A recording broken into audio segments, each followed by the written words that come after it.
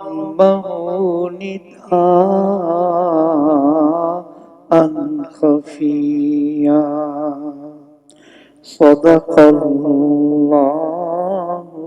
العظيم اللهم صل على میں مناجات مقبول کی ایک دو صفحے آپ کو سناتا تھا، لیکن آج نہ کسی کے ہاتھ میں نظر آ رہی ہے نہ میرے پاس آئی ہے۔ معلوم ہوتا ہے کہ وہ پھر سننا نہیں چاہتے ہیں، ورنہ مؤذن صاحب کو چاہیے تھا کہ مجھے دے دیں۔ تو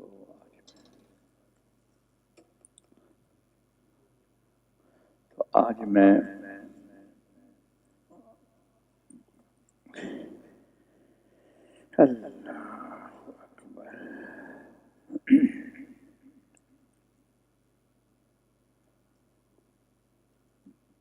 میں نے وہ لی تھی کتاب کے رکھا کریں گے، آپ نہیں لائے گا، میں آج بائی کاٹ کرتا ہوں۔ دینے کا کیا مقصد ہے؟ یہ آپ نے لیا۔ آج میں مناجات سے ہٹ کر ایک چھوٹی سی دعا بتاتا ہوں۔ حضرت صلی اللہ علیہ وسلم کہیں بازار سے گزر رہے تھے تو ایک بت پرست تھے، مشرک سے ملاقات ہوئی، جس کے صاحبزادے صحابی تھے۔ حضرت صلی اللہ علیہ وسلم نے اس بت پرست اور مشرک سے پوچھا کہ آج کل کتنے خداؤں کی پوجا کر رہے ہیں؟ اس نے کہا جی 7 6 زمین پر ہے اور ایک عرش معلی پر۔ انہوں نے بلائے ہوئے تھے مختلف خدا، جناب رسول اللہ صلی اللہ علیہ وسلم نے فرمایا کہ جب تم کلمہ پڑھ لو گے نا تو میرے پاس آنا، میں تمہیں ایک ایسا تحفہ دوں گا جو زندگی کے ہر موڑ پر کام آئے۔ اشارہ کر دیا کہ انہوں نے کلمہ، کچھ عرصے کے بعد کلمہ پڑھا، ان کے خیال آیا کہ دیکھو جی میرے ساتھ وعدہ کیا ہے، آپ کا عرش معلیٰ سے تعلق ہے، تو دوڑا ہوا حضور صلی اللہ علیہ وسلم کی خدمت میں آیا اور کہنے لگا اللہ کے نبی، آپ کو یاد ہے آپ نے میرے ساتھ وعدہ کیا تھا، اب کلمہ پڑھ لیا۔ تو ایک لائن کی دعا جو آج میں آپ کو سبق میں سنانا چاہتا ہوں وہ سن لیجیے۔ فرمایا مجھے یاد ہے میں تمہیں وہ تحفہ دیتا ہوں، وہ دعا ہے، یہ تم کسی کام سے کرنے سے پہلے اس دل کو اللہ سے جوڑ کر یہ دعا مانگ لیا کریں، اللہم الہمنی رشدی۔ رشد کہتے ہیں دنیا اور آخرت کی فلاح کو، جس کا معنی یہ ہے کہ اللہ جس کام میں میری دنیا اور آخرت کی کامیابی ہے وہ میرے دل میں آپ ڈال دیجیے، الہام کا۔ اگلا حصہ ہے وَأَعِذْنِي مِن شَرِّ نَفْسِي، یا اللہ مجھے میرے نفس کی چالاکیوں سے بھی بچائے۔ حضرت تھانوی رحمۃ اللہ علیہ کا سنہری قول، مجھے عمر بھر یاد نہیں کہ میں نے کسی کام کرنے سے پہلے اس دل کو اللہ سے جوڑ کر یہ دعا نہ مانگی ہو، ایسا کبھی نہیں۔ اور پھر فرمایا مجھے یہ بھی عمر بھر یاد نہیں کہ یہ دعا پڑھ کر میں نے کوئی فیصلہ کیا ہو تو مجھے پشیمانی ہو۔ تو میں کتنا بڑا یہ تحفہ ہے، انشاءاللہ مناجات میں آ جائے گا۔ اب آیت کریمہ پڑھ لیں اور آئندہ اپنے ساتھ سامنے رکھا کریں گے۔ پڑھیں گے آیت بسم اللہ الرحمن الرحیم، لا الہ الا انت سبحانک لا الہ الا انت لا الہ لا الہ الا انت لا الہ الا لا الہ الا لا الہ الا انت سبحانک انی کنت من الظالمین، لا الہ انی کنت من الظالمین، لا الہ الا انت سبحانک فاستجبنا له ونجيناه من الغم وكذلك دعا فرما یا اللہ اس آیت کریمہ کے صدقے اور وسیلے سے یا اللہ ہماری ساری بلائیں مصیبتیں پریشانیاں دور فرما، نیک مقاصد میں کامیابی عطا فرما یا اللہ دارین کے ساتھ جتنے حاضرین یا اللہ میرے بھائی بہنیں بیٹے یا اللہ سب پر نظر کرم فرما، دین و دنیا کی بھلائیاں عطا، ہمارے گھر ہمارے بچے ہماری بچیاں یا اللہ دارین کے ساتھ نصیب فرما، اس پیارے ملک پر رحم فرما یا اللہ عالم اسلام کی حفاظت فرما، پوری امت کو اللہ کی ہدایت نصیب فرما، ہدایت نصیب۔ سبحان ربک رب العزت عما یصفون وسلام علی المرسلین الحمد للہ رب العالمین آمین برحمتک یا ارحم الراحمین۔ سورہ مریم یہ بھی مکہ مکرمہ میں نازل ہوئی ہے، اس کی 98 آیتیں ہیں، 6 رکوع ہیں۔ اس صورت کے اندر حضرت عیسیٰ علیہ السلام اور حضرت مریم علیہ السلام کا تفصیل سے ذکر ہے، اور بھی انبیاء کرام حضرت ابراہیم کا ذکر آئے گا اور بھی حضرت اسماعیل کا ذکر آئے گا، لیکن تفصیل کے ساتھ حضرت عیسیٰ علیہ السلام کی ولادت۔ یہاں علماء نے یہ لکھا کہ مکہ مکرمہ میں وہاں عیسائیت کا کوئی نام و نشان نہیں تھا، وہ یہ سارا مسئلہ جو ہے تعلق عیسائیوں کے ساتھ ہے کہ وہ حضرت عیسیٰ کو خدا کا بیٹا قرار دیتے ہیں۔ تو علماء نے لکھا کہ ہجرت کر کے جب مسلمان وہاں حبشہ میں گئے تو حبشہ کا بادشاہ عیسائی تھا، حضرت علی کے بھائی حضرت جعفر کو جب بلایا اور کہا اپنا عقیدہ واضح کرو، تو انہوں نے یہی آیتیں پڑھی حضرت عیسیٰ کے بارے میں اور مریم کے بارے میں، تو کہتے ہیں کہ وہ حبشہ کا بادشاہ اتنا زار و بدار ہوا، اس کے وزراء کے آنکھوں سے آنسو جاری ہوئے، زمین سے ایک تنکا اٹھایا اور کہنے لگا کہ یہ جو قرآن نے ذکر کیا ہے اس تنکے سے آگے بھی ہم نہیں جا سکتے ہیں، یہی ہمارا عقیدہ مسلمان۔ تاریخ اسلام کا یہ پہلا جنازہ ہے جو آن حضرت صلی اللہ علیہ وسلم نے غائبانہ پڑھایا۔ نجاشی دور تھے، مدینہ منورہ میں تھے،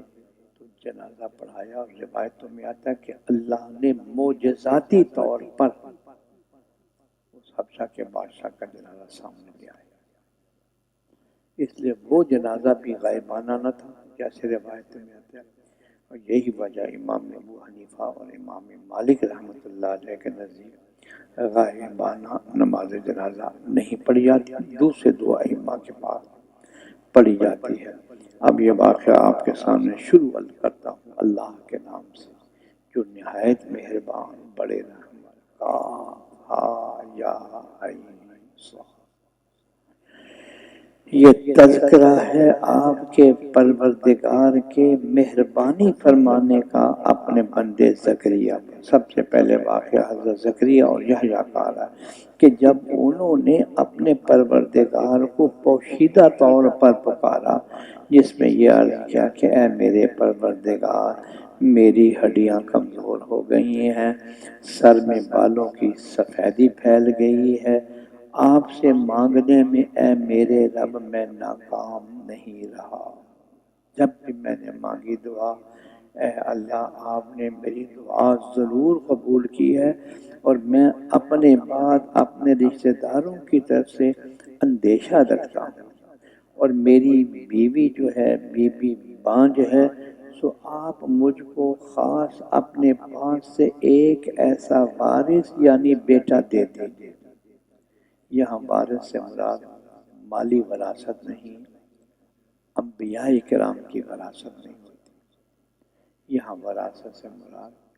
ان کے علمی وراثت ہے۔ جو اللہ کی طرف سے دین ملا ہے، ایسے مجھے بیٹا عطا فرمائے تاکہ وہ اللہ کا پیغام آگے پہنچا سکے، کہ وہ میرے علوم خاصہ میں میرا وارث بنے اور میرے دادا یعقوب کے خاندان کا وارث بنے، یعنی ان کے علوم پر بھی اس کو عبور حاصل ہو، اور اس کو اے میرے رب اپنا پسندیدہ بھی بنا لیجیے۔ اللہ ہم سب کو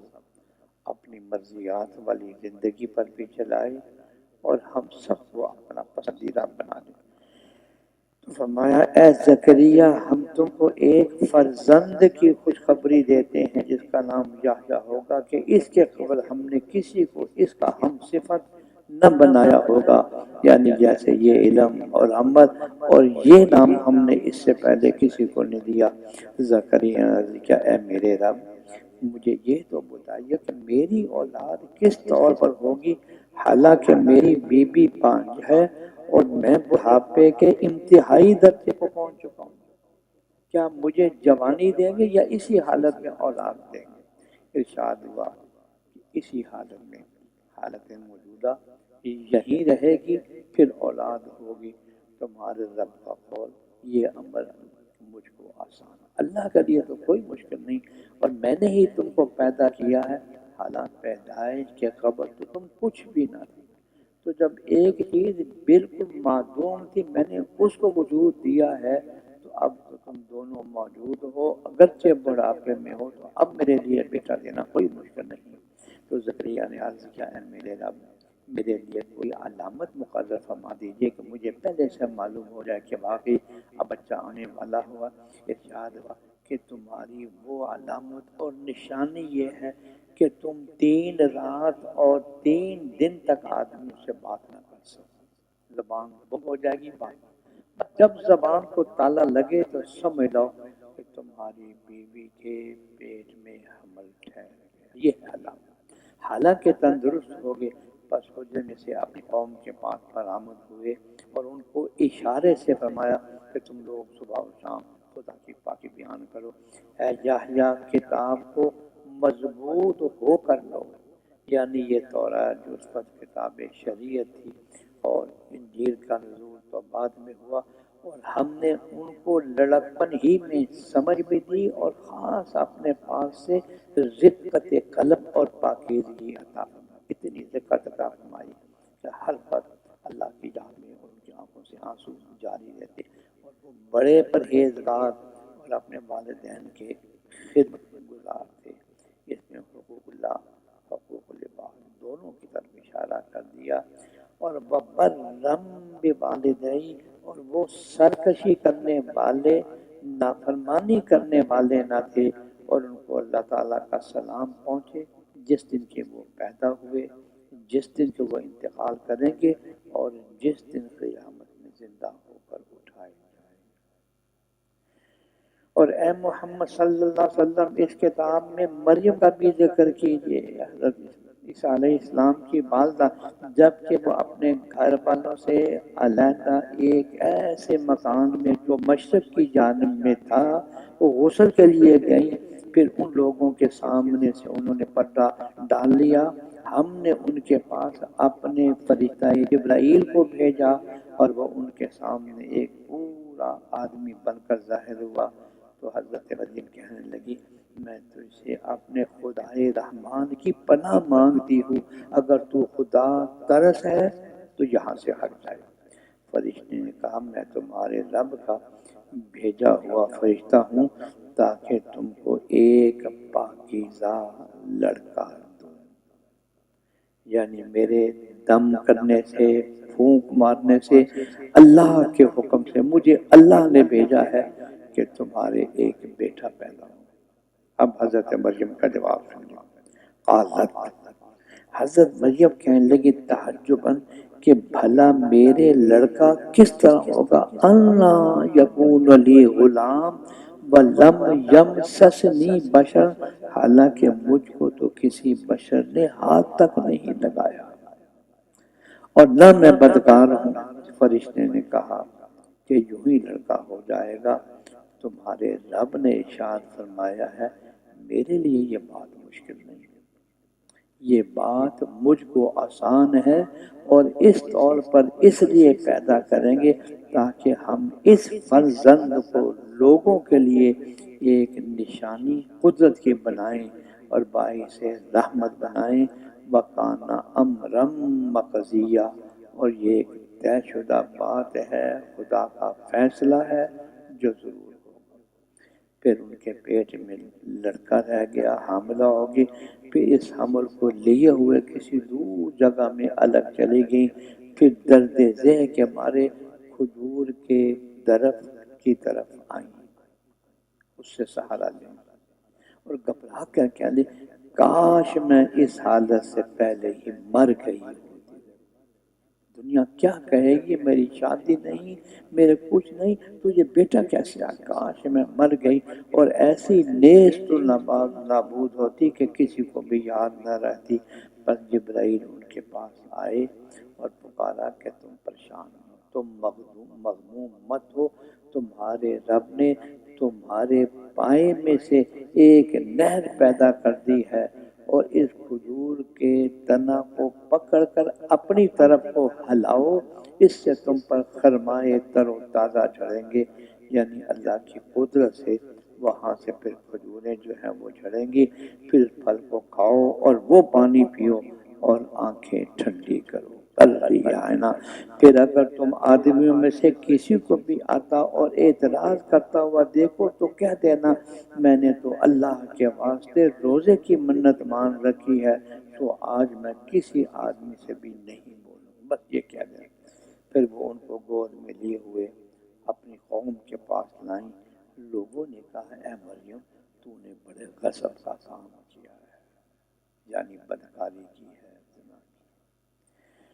اے ہارون کی بہن تمہارے باپ کوئی برے آدمی نہ تھے اور نہ تمہاری ماں بدکار تھی۔ پس مریم نے بچے کی طرف اشارہ کیا۔ وہ لوگ کہنے کہ بھلا ہم ایسے شخص سے کیوں کر باتیں کریں جو ابھی گود میں بچہ ہی ہے۔ وہ بچہ خود ہی بول اٹھا، یہ ہے معجزہ کہ انی عبد اللہ، میں اللہ کا خاص بندہ ہوں، اس نے مجھ کو کتاب یعنی انجیل دی اور اس نے مجھ کو نبی بنایا یعنی نبی بنائے گا، اور مجھ کو برکت والا بنائے یعنی مجھ سے اللہ کی مخلوق کو بہت نفع۔ میں جہاں کہیں بھی ہوں اور اس نے مجھ کو نماز اور زکوٰۃ کا حکم دیا ہے جب تک کہ میں زندہ ہوں، اور مجھ کو میری والدہ کا خدمت گزار بنایا اور اس نے مجھ کو سرکش اور بدبخت نہیں بنایا، اور مجھ پر اللہ کی جانب سے سلام ہے۔ جس روز میں پیدا ہوا، جس روز مروں گا، جس روز میں قیامت میں زندہ کر کے اٹھایا جاؤں گا۔ یہ ہے عیسیٰ بن مریم، جس میں بالکل سچی بات کہہ رہا ہوں، جس میں یہ لوگ جھگڑ رہے ہیں۔ اللہ تعالیٰ کی یہ شان نہیں کہ وہ کسی اولاد کو اختیار کرے کہ وہ بالکل پاک ہے، وہ جب کوئی کام کرنا چاہتا ہے تو وہ اس کو ارشاد فرماتا کن ہو جا فیکون، سو وہ ہو جاتا ہے۔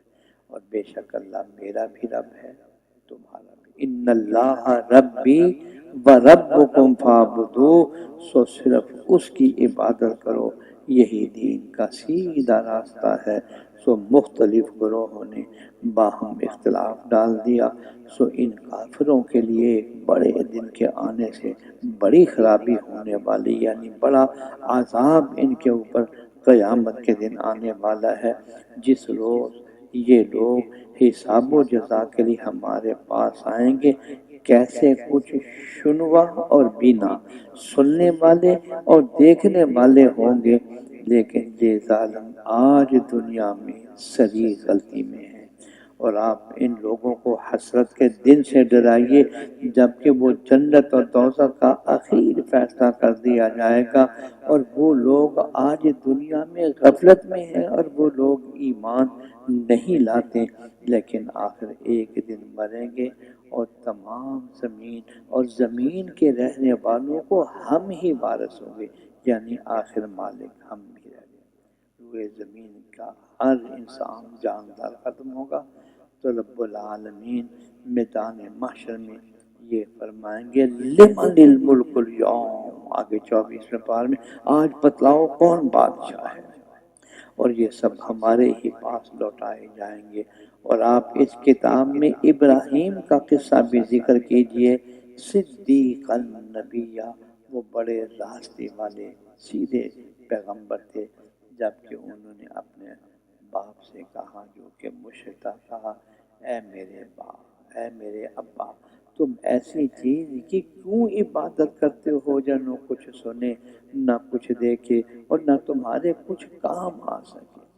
پھر کہا اے میرے باپ، میرے پاس ایسا علم پہنچا ہے جو تمہارے پاس نہیں آئے، یعنی وہی میرے پاس ہے، آپ میرے والد ہیں، لیکن یہ خدائی انتخاب ہے، تو تم میرے کہنے پر چلو، تم کو سیدھا راستہ بتلاؤں گا، وہ توحید ہے، یعنی بتوں کی پوجا چھوڑ۔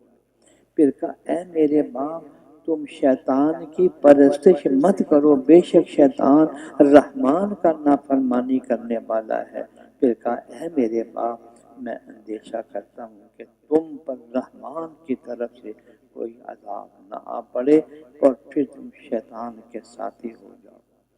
باپ نے جواب دیا کہ کیا تم میرے معبودوں سے پھرے ہوئے ہو؟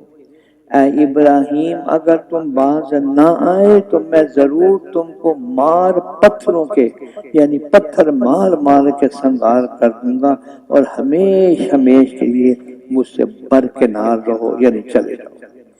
ابراہیم نے کہا سلام علیہ، اے میرا ابا میرا سلام لو، اب میں تمہارے لیے اپنے رب سے مغفرت کی درخواست کروں گا،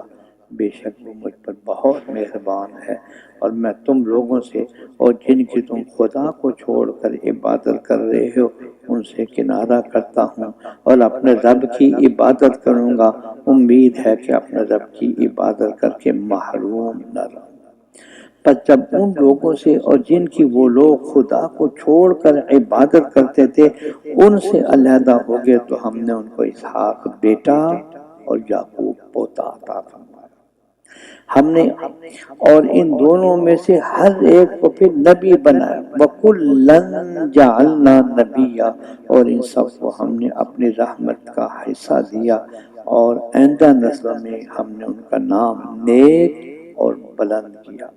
اور اس کتاب میں حضرت موسیٰ کا بھی ذکر کیا، یعنی لوگوں کو سنائیے، اور بلا شبہ وہ اللہ تعالیٰ کے خاص کیے ہوئے بندے تھے، اور وہ رسول بھی تھے، نبی بھی تھے۔ ہم نے ان کو کوہ طور کی داہنی جانب سے آواز دی، اور ہم نے ان کو راز کی باتیں کرنے کے لیے مقرب بنایا، اور ہم نے ان کو اپنی رحمت سے ان کے بھائی ہارون کو بھی نبی بنا کر عطا کیا۔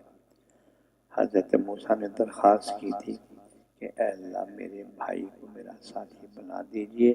تاکہ فرعون کے دربار میں جاؤں تو کوئی ایک بندہ تو ایسا ہو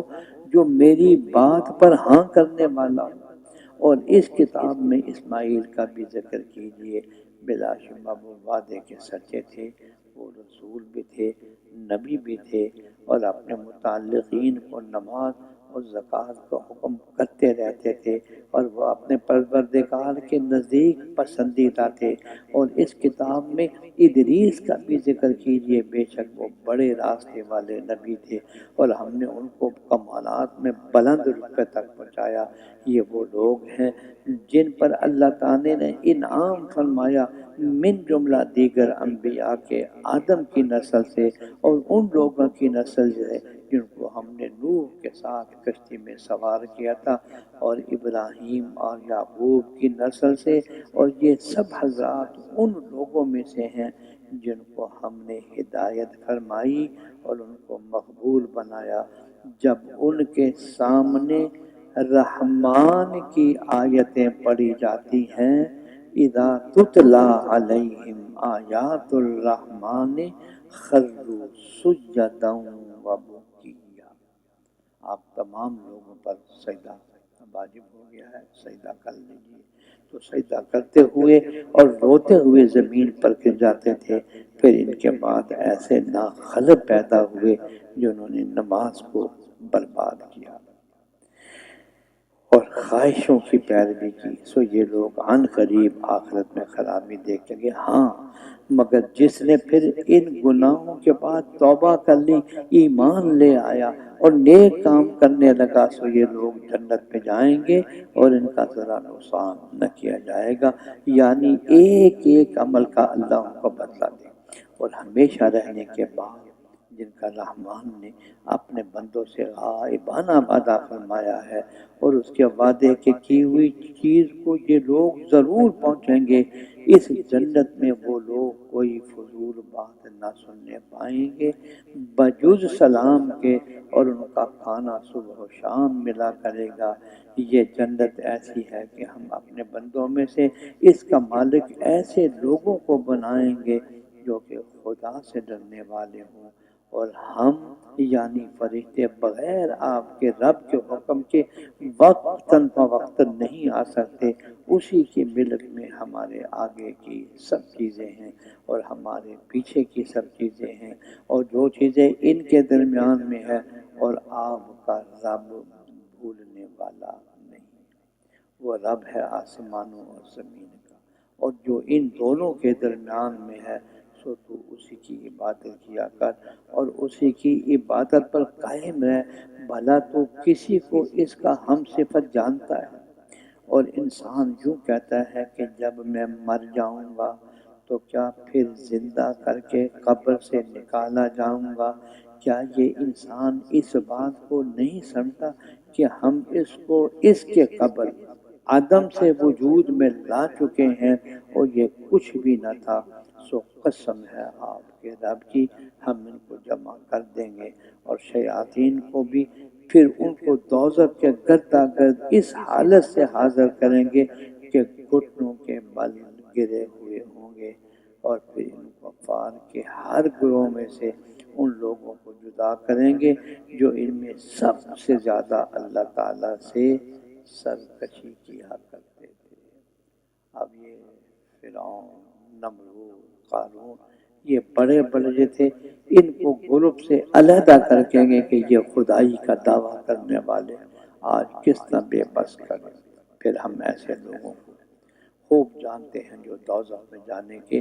زیادہ مستحق ہیں، اور تم میں سے کوئی بھی نہیں جس کا اس پر سے گزر نہ ہو۔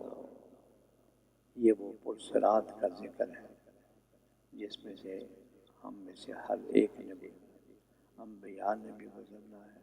مومنین نے بھی گزرنا ہے، کافروں نے بھی گزرنا ہے، نیکوں نے بھی گزرنا ہے، گناہ گاروں نے بھی، اور یہ جہنم کا برج ہے، اور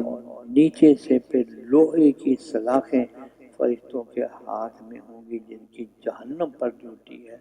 تو جو مشرک ہوں گے، کافر ہوں گے، گناہ گار ہوں گے، اس لوہے کی سرنج کے ساتھ ان کو کھینچ کر جہنم میں ڈالیں گے۔ اللہم اجرنا من النار، اللہم اجرنا من۔ تو تم میں سے کوئی بھی نہیں جس کا اس پر سے گزرنا ہو، یعنی ہر ایک گزرے گا، اور یہ آپ کے رب کے اعتبار سے لازم ہے جو ضرور پورا ہو کر رہے گا۔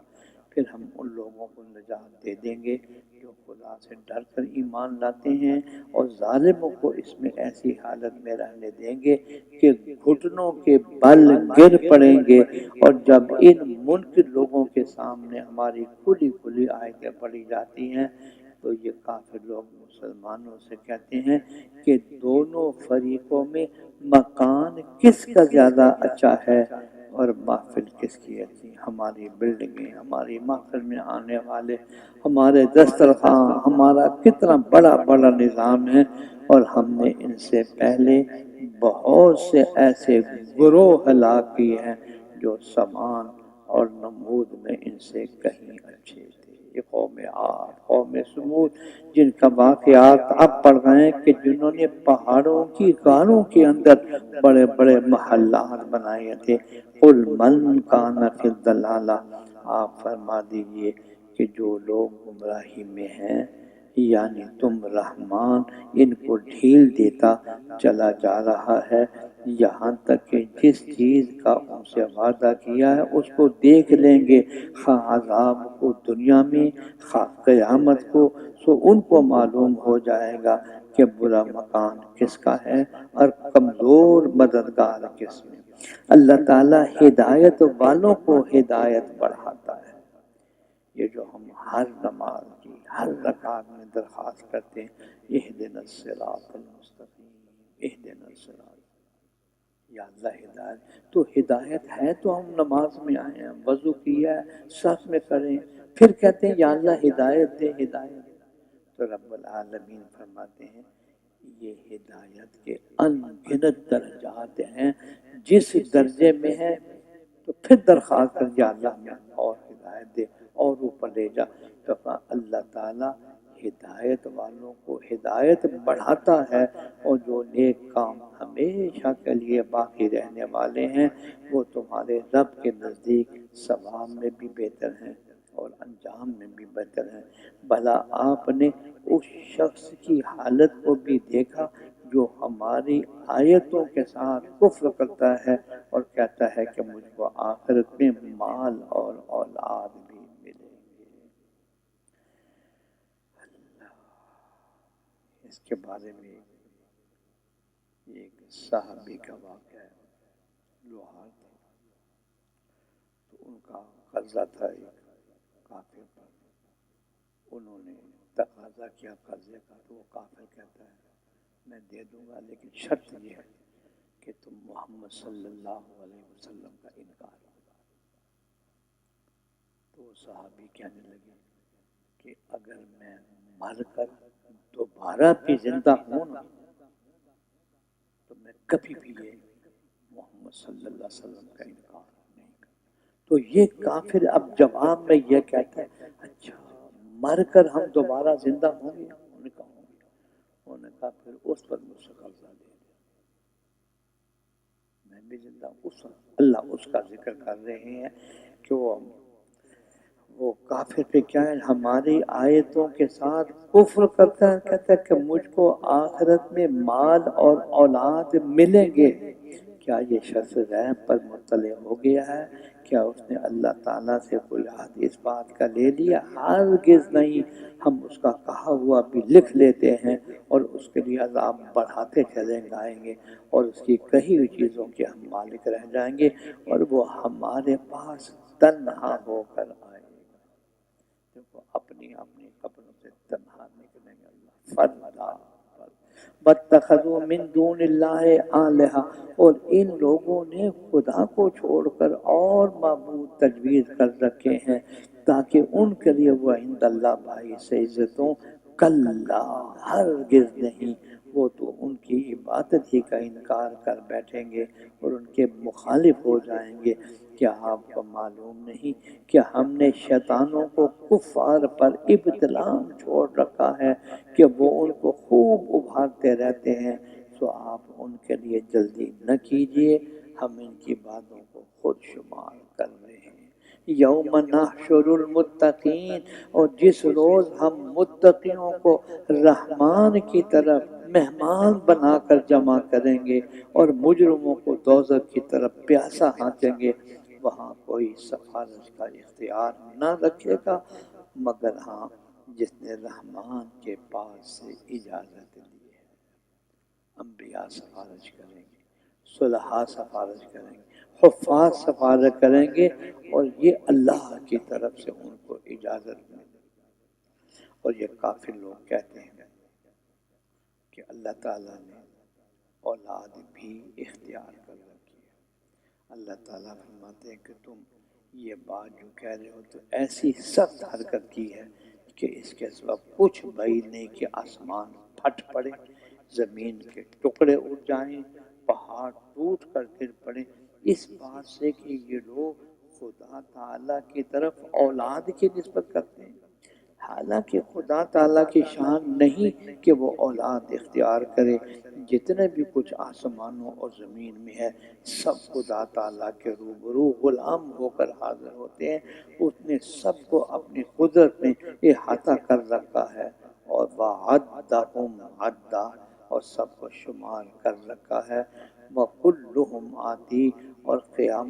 سب کے سب یوم القیامت فردا اس کے پاس تنہا تنہا حاضر ہوں گے۔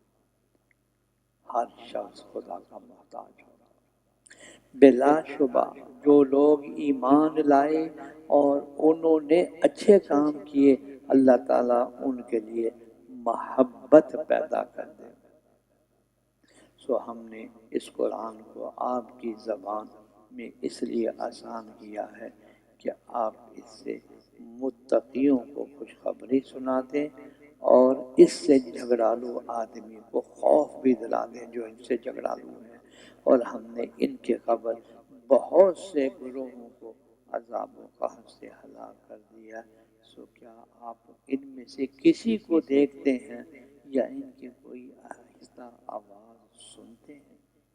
یعنی دیکھو کیسے کیسے فرعون نام و نشان ان کے مٹ گئے ہیں۔ اللہ جل شانہ ایمان کا نور، ایمان کی چاشنی ہمارے رگ رگ میں پیوست فرمائے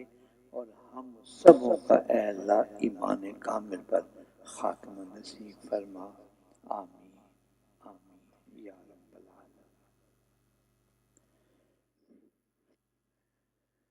الحمد لله وكفى وسلام على عباده الذين اصطفى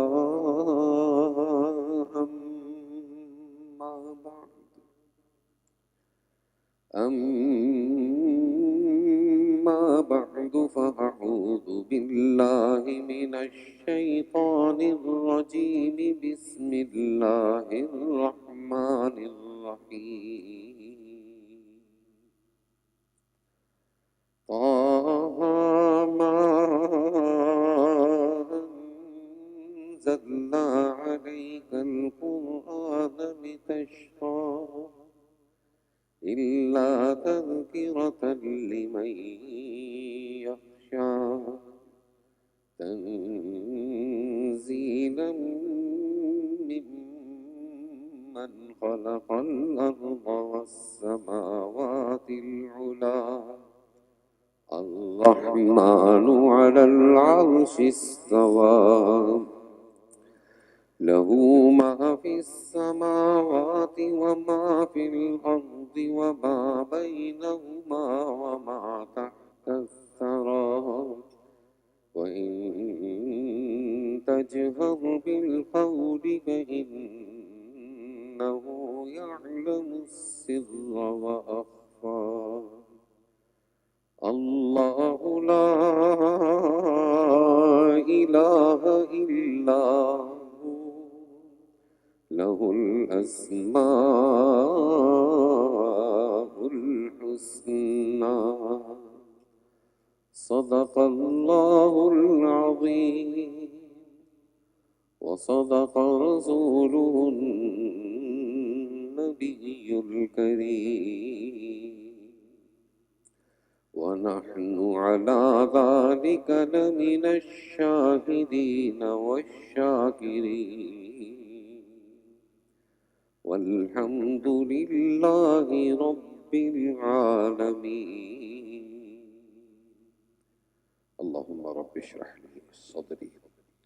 ويسر لي أمري واحلل عقدة من لساني يفقهوا قولي سورہ طٰہٰ مکہ میں نازل ہوئی ہے۔ اس میں 135 آیتیں ہیں اور 8 رکوع۔ طٰہٰ حضور صلی اللہ علیہ وسلم کے صفاتی ناموں میں سے ایک نام ہے جس کے ذریعے آپ صلی اللہ علیہ وسلم کو خطاب کیا گیا ہے۔ یہ سورت مکہ مکرمہ کے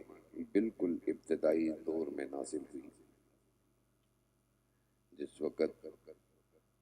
مسلمانوں کے اوپر سخت مصیبتیں، پریشانیاں اور آفات کفار کی طرف سے آئی تھیں، اس وقت یہ سورت نازل ہوئی۔ اور مستند روایات سے یہ بات ثابت ہے کہ یہی سورت ہے جو سبب بنی حضرت عمر رضی اللہ تعالی عنہ کے اسلام لانے کی۔ آپ کی بہن جن کا نام فاطمہ اور آپ کے بہنوئی جن کا نام سعید بن زید، یہ پہلے ہی خفیہ طور پر اسلام لا چکے تھے۔ حضرت عمر اپنے گھر سے اس ارادے سے نکلے کہ وہ حضرت صلی اللہ علیہ وسلم کو قتل کر دیں۔ جب باہر نکلے تو ان کو ایک شخص جس کا نام نعیم تھا وہ ملا۔ اس کو جب پتہ لگا کہ آپ کا یہ ارادہ ہے تو اس نے کہا پہلے اپنے گھر کو تو دیکھ لو، تمہاری بہن اور تمہارا بہنوئی وہ اسلام لا چکے ہیں۔ حضرت عمر وہیں سے واپس ہوئے اور سیدھا اپنی بہن کے گھر گئے۔ جب ان کو معلوم ہوا کہ عمر آ رہے ہیں تو وہ جو صحیفہ جس کے اوپر سورہ طٰہٰ لکھی ہوئی تھی اس کو چھپا دیا، لیکن حضرت عمر نے ان کی آواز سن لی تھی۔ جیسے ہی اندر داخل ہوئے تو کہنے لگے دکھاؤ وہ چیز جس کو تم پڑھ رہے تھے۔ تو انہوں نے کہا کہ مجھے پتہ لگا ہے کہ تم اسلام لا چکے ہو۔ تو انہوں نے اپنی بہن کو اور اپنے بہنوئی کو بہت مارا۔ انہوں نے کہا کہ ہم اسلام لا چکے ہیں اور یہ جو قرآن ہم پڑھ رہے ہیں یہ حضرت صلی اللہ علیہ وسلم پر اللہ کی طرف سے نازل ہوا ہے، یہ کسی انسان کا نہیں ہے، تم نے جو کرنا ہے آپ کر لو۔ تو حضرت عمر نے کہا کہ وہ صحیفہ مجھے دکھاؤ جو تم پڑھ رہے تھے۔ تو ان کی بہن نے کہا کہ پہلے غسل کرو۔ پھر غسل کیا تو پھر وہ صحیفہ ان کو دیا، انہوں نے وہ صحیفہ پڑھا۔ تو روایات میں آتا ہے جب وہ پڑھ رہے تھے تو حضرت عمر مبہوت ہو گئے، اور مبہوت ہونے کے بعد انہوں نے کہا کہ جن سے یہ حضرت فاطمہ اور حضرت سعید بن زید تلاوت کر رہے تھے، حضرت خباب، انہوں نے جب دیکھا کہ اب یہ نرم ہے حضرت عمر تو ان کو اسلام کی دعوت دی کہ آپ بھی اسلام لے آؤ۔ کہ حضرت صلی اللہ علیہ وسلم نے اللہ تعالیٰ سے یہ دعا مانگی، اے اللہ ابو جہل کو یا عمر کو اسلام کی قوت کے لیے تو اسلام میں داخل کر دے، تو آپ اسلام لے آئیں۔ تو کہتے ہیں جب یہ بات سنی تو حضرت عمر نے اسی وقت ارادہ کیا اور سیدھا حضرت صلی اللہ علیہ وسلم کے پاس گئے اور جا کر ان سے کہا کہ اشہد ان محمد رسول اللہ، اسلام قبول کر۔ اسلام جس وقت حضرت عمر نے اسلام قبول کیا اس وقت مسلمانوں کے اوپر حالات بہت سخت تھے، کفار نے زمین بہت تنگ کر دی ہوئی تھی۔ اس صورت کے اندر اللہ نے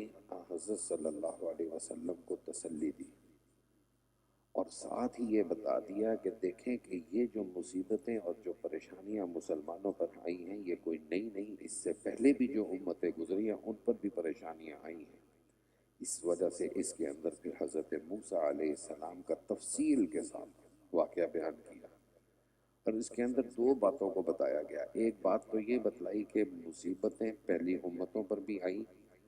اور دوسری بات یہ بتائی ہے کہ بھئی جب مصیبتوں کے بعد جو نتیجہ نکلتا ہے وہ آخرکار فتح اسی کی ہوتی ہے جو اللہ کو واحد سمجھ کر اس کی بات مانتے ہیں۔ اور اسی طرح دوسرے انبیاء کرام کی بات بتلائی کہ سارے انبیاء جتنے بھی آئے ہیں انہوں نے بھی یہی دعوت دی ہے کہ ہر انسان ایک اللہ کی عبادت کرے۔ اس سورت کی جو پہلی چند دو آیتیں نازل ہوئی ہیں ان کے نزول کا جو سبب بنا ہے وہ یہ ہے کہ نبی کریم صلی اللہ علیہ وسلم نماز کے اندر بہت دیر تک کھڑے رہتے تھے، کھڑے رہ کے نماز پڑھتے رہتے تھے۔ پاؤں تھک جاتا، ایک پاؤں تھکتا تو دوسرے پاؤں پہ ٹیک لگا لیتے، دوسرا تھکتا تو پہلے پہ ٹیک لگا لیتے۔ اللہ نے یہ آیتیں نازل کر کے فرمایا کہ ما انزلنا علیہ القرآن لتشقى، ہم نے آپ پر یہ قرآن کسی مصیبت کی وجہ سے نازل نہیں کیا، آپ کو تکلیف میں ڈالنے کے لیے ہم نے نازل نہیں کیا، آپ اس کو پڑھیے، اپنی طاقت کے مطابق عبادت کیجیے۔ اور اس کے بعد جو حضرت موسیٰ علیہ السلام کا انہوں نے تذکرہ کیا ہے وہ تفصیل کے ساتھ، تقدیم اور تاخیر کے ساتھ، یعنی حضرت موسیٰ علیہ السلام کی پیدائش، پھر ان کا صندوق میں ڈالنا ان کی والدہ کا، پھر اس صندوق کا دریا میں سے ہوتے ہوئے فرعون کے گھر، پھر فرعون نے اس کو نکالنا اور پھر ان کے گھر میں پلنا 30 سال تک، پھر قبطی کو مارنا اور پھر مدین جانا اور پھر 10 سال وہاں رہنا، اور پھر 40 سال کی عمر میں اللہ کا ان کو نبوت دینا، اور پھر حضرت ہارون کے ساتھ فرعون کے دربار میں آ کر مناظرہ کرنا، اس کو دعوت دینا، یہ سارا واقعہ اللہ تفصیل کے ساتھ اس میں بیان کر رہے ہیں، لیکن تقدیم اور تاخیر کے ساتھ۔ جس طرح حضرت یوسف کا تفصیل ایک طرح تھا، اس طرح نہیں ہے، یہاں پر پہلی بات بعد میں اور دوسری بات دوسری طرح ہے۔ اس صورت کی فضیلت جو احادیث میں آتی ہے کہ اللہ تعالیٰ نے زمین اور آسمان کی پیدائش سے 1000 سال پہلے اس صورت طٰہٰ کی تلاوت خود فرمائی، اور فرشتوں نے خود سنا، اور فرشتوں نے جب سننے کے بعد کہا کہ بہت ہی مبارک ہے وہ زبان جو اس صورت کی تلاوت کرے گی، اور وہ بہت ہی خوش قسمت ہے وہ دل جس دل کے اندر یہ صورت ہوگی۔ یہ فضیلت اس صورت کی ہے۔ ترجمہ دیکھ لیجئے۔ شروع کرتا ہوں اللہ کے نام سے جو نہایت مہربان بڑے رحم والے ہیں۔ طٰہٰ کے معنی تو اللہ کو معلوم ہے۔ ما انزلنا علیک القرآن لتشقیٰ، ہم نے آپ پر قرآن مجید اس لیے نہیں اتارا کہ آپ تکلیف اٹھائیں، بلکہ ایسے شخص کی نصیحت کے لیے اتارا ہے جو اللہ سے ڈرتا ہو۔ یہ اس ذات کی طرف سے نازل کیا گیا ہے جس نے زمین کو اور بلند آسمانوں کو پیدا کیا، اور وہ بڑی رحمت والا عرش پر قائم ہے۔ اسی کی ملک ہے جو چیزیں آسمانوں میں ہیں اور جو چیزیں زمین میں ہیں، اور جو چیزیں ان دونوں کے درمیان میں ہیں، اور جو چیزیں تحت الثری میں ہیں۔ اور علم کی یہ شان ہے کہ اگر تم پکار کر بات کہو تو وہ تو چپکے سے کہی ہوئی بات کو اور اس سے زیادہ خفی بات کو جانتا ہے۔ اللہ لا الہ الا ہو، وہ اللہ ایسا ہے کہ اس کے سوا کوئی معبود نہیں، اس کے اچھے اچھے نام ہیں۔ وَهَلْ أَتَاكَ حَدِيثُ مُوسَىٰ، اور کیا آپ کو موسیٰ علیہ السلام کے قصے کی خبر بھی پہنچی؟ جبکہ انہوں نے مدین سے آتے ہوئے رات کو ایک آگ دیکھی، سو اپنے گھر والوں سے فرمایا کہ تم ٹھہرے رہو، میں نے آگ دیکھی ہے، شاید اس میں سے تمہارے پاس کوئی شعلہ لاؤں یا وہاں آگ کے پاس رستے کا پتہ مجھ کو مل جائے۔ سو وہ جب اس آگ کے پاس پہنچے تو ان کے من جانب اللہ آواز دی گئی، یا موسیٰ انی انا ربک، اے موسیٰ میں تمہارا رب ہوں، فاخلع نعلیک، بس تم اپنی جوتیاں اتار ڈالو، انک بالواد المقدس طویٰ، کیونکہ تم ایک پاک میدان یعنی طویٰ میں ہو، یہ اس کا نام ہے۔ وَأَنَا اخْتَرْتُكَ فَاسْتَمِعْ لِمَا يُوحَىٰ، اور میں نے تم کو نبی بنانے کے لیے منتخب فرمایا ہے، سو اس وقت جو کچھ وحی کی جا رہی ہے اس کو سن لو۔ وہ یہ ہے کہ میں اللہ ہوں، لا الہ الا انا فاعبدنی، میری سوا کوئی معبود نہیں، تم میری ہی عبادت کیا کرو۔ وَأَقِمِ الصَّلَاةَ لِذِكْرِی، اور میری ہی یاد کے لیے نماز پڑھا کرو۔ دوسری بات یہ سنو کہ ان الساعۃ آتیۃ، کہ بلا شبہ قیامت آنے والی ہے، اکاد اخفیہا لتجزی کل نفس بما تسعی، اس کو تمام خلائق سے پوشیدہ رکھنا چاہتا ہوں تاکہ ہر شخص اس کو کیے کا بدلہ مل جائے۔ سو تم کو قیامت سے ایسا شخص باز نہ رکھنے پائے جو اس پر ایمان نہیں رکھتا اور اپنی نفسانی خواہشوں پر چلتا ہے، کہیں تم اس بے فکری کی وجہ سے تباہ نہ ہو جاؤ۔ اور یہ تمہارے داہنے ہاتھ میں کیا چیز ہے؟ قال ہی عصائی، انہوں نے کہا کہ یہ میری لاٹھی ہے، اتوکأ علیہا واہش بہا، کبھی اس سے پر سہارا لگاتا ہوں اور کبھی اپنی بکریوں پر پتے جھاڑتا ہوں، اور اس میں میرے اور بھی کام نکلتے ہیں۔ ارشاد ہوا کہ اس کو زمین پر ڈال دو، اے موسیٰ، سو انہوں نے اس کو ڈال دیا، یک یک وہ خدا کی قدرت سے ایک دوڑتا ہوا سانپ بن گیا۔ قال خذھا ولا تخف، ارشاد ہوا کہ اس کو پکڑ لو اور ڈرو نہیں، سنعیدھا سیرتھا الاولی، ہم ابھی اس کو اس کی پہلی حالت پر کر دیں گے۔ وَضْمُمْ يَدَكَ إِلَىٰ جَنَاحِكَ، اور تم اپنا دانا ہاتھ اپنے بائیں بغل میں دے لو، پھر نکالو، وہ بلا کسی عیب یعنی بلا کسی مرض برس وغیرہ کے نہایت روشن ہو کر نکلے گا، کہ یہ دوسری نشانی ہوگی تاکہ ہم تم کو اپنی قدرت کی بڑی نشانیوں میں سے بعض نشانیاں دکھلائیں۔ اذهب الى فرعون انه طغى، اب یہ نشانیاں لے کر تم فرعون کے پاس جاؤ، وہ بہت حد سے نکل گیا ہے۔ عرض کیا، اے میرے رب، میرا حوصلہ اور زیادہ فراخ کر دیجئے، اور میرا یہ کام تبلیغ کا آسان فرما دیجئے، اور میری زبان پر سے بے بستگی لکنت کی ہٹا دیجئے تاکہ لوگ میری بات سمجھ سکیں، اور میرے واسطے میرے کنبے میں سے ایک معاون مقرر کر دیجئے، یعنی ہارون کو میرا بھائی ہیں، ان کے ذریعے سے میری قوت کو مستحکم کر دیجئے،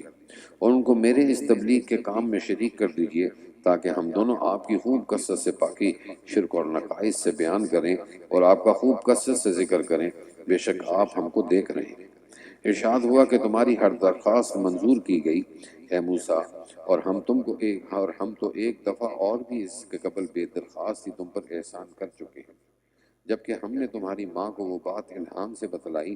جو الہام سے بتلانے کی تھی،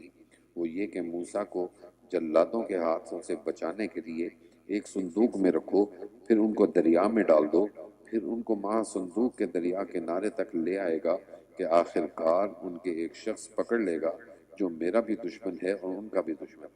اور میں نے تمہارے اوپر اپنی طرف سے ایک اثر محبت ڈال دیا، اور تاکہ تم میری نگرانی میں پرورش پاؤ۔ یہ قصہ اس وقت کا ہے جب کہ تمہاری بہن چلتی ہوئی آئیں،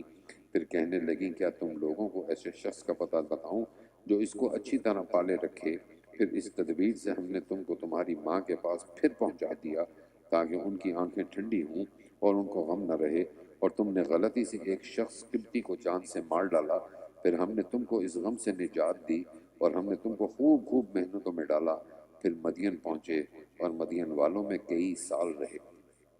پھر ایک خاص وقت پر تم یہاں آئے اے موسیٰ، اور یہاں آنے پر میں نے تم کو اپنے لیے منتخب کیا، اذهب انت واخوک بآیاتی، سو اب تم اور تمہارے بھائی دونوں میری نشانیاں یعنی معجزات لے کر جاؤ اور میری یادگاری میں سستی مت کرنا۔ اذهبا الی فرعون انہ طغی، دونوں فرعون کے پاس جاؤ، وہ بہت نکل چلا ہے۔ پھر اس سے نرمی کے ساتھ بات کرنا، شاید وہ برغبت نصیحت قبول کر لے یا عذاب الہی سے ڈر جائے۔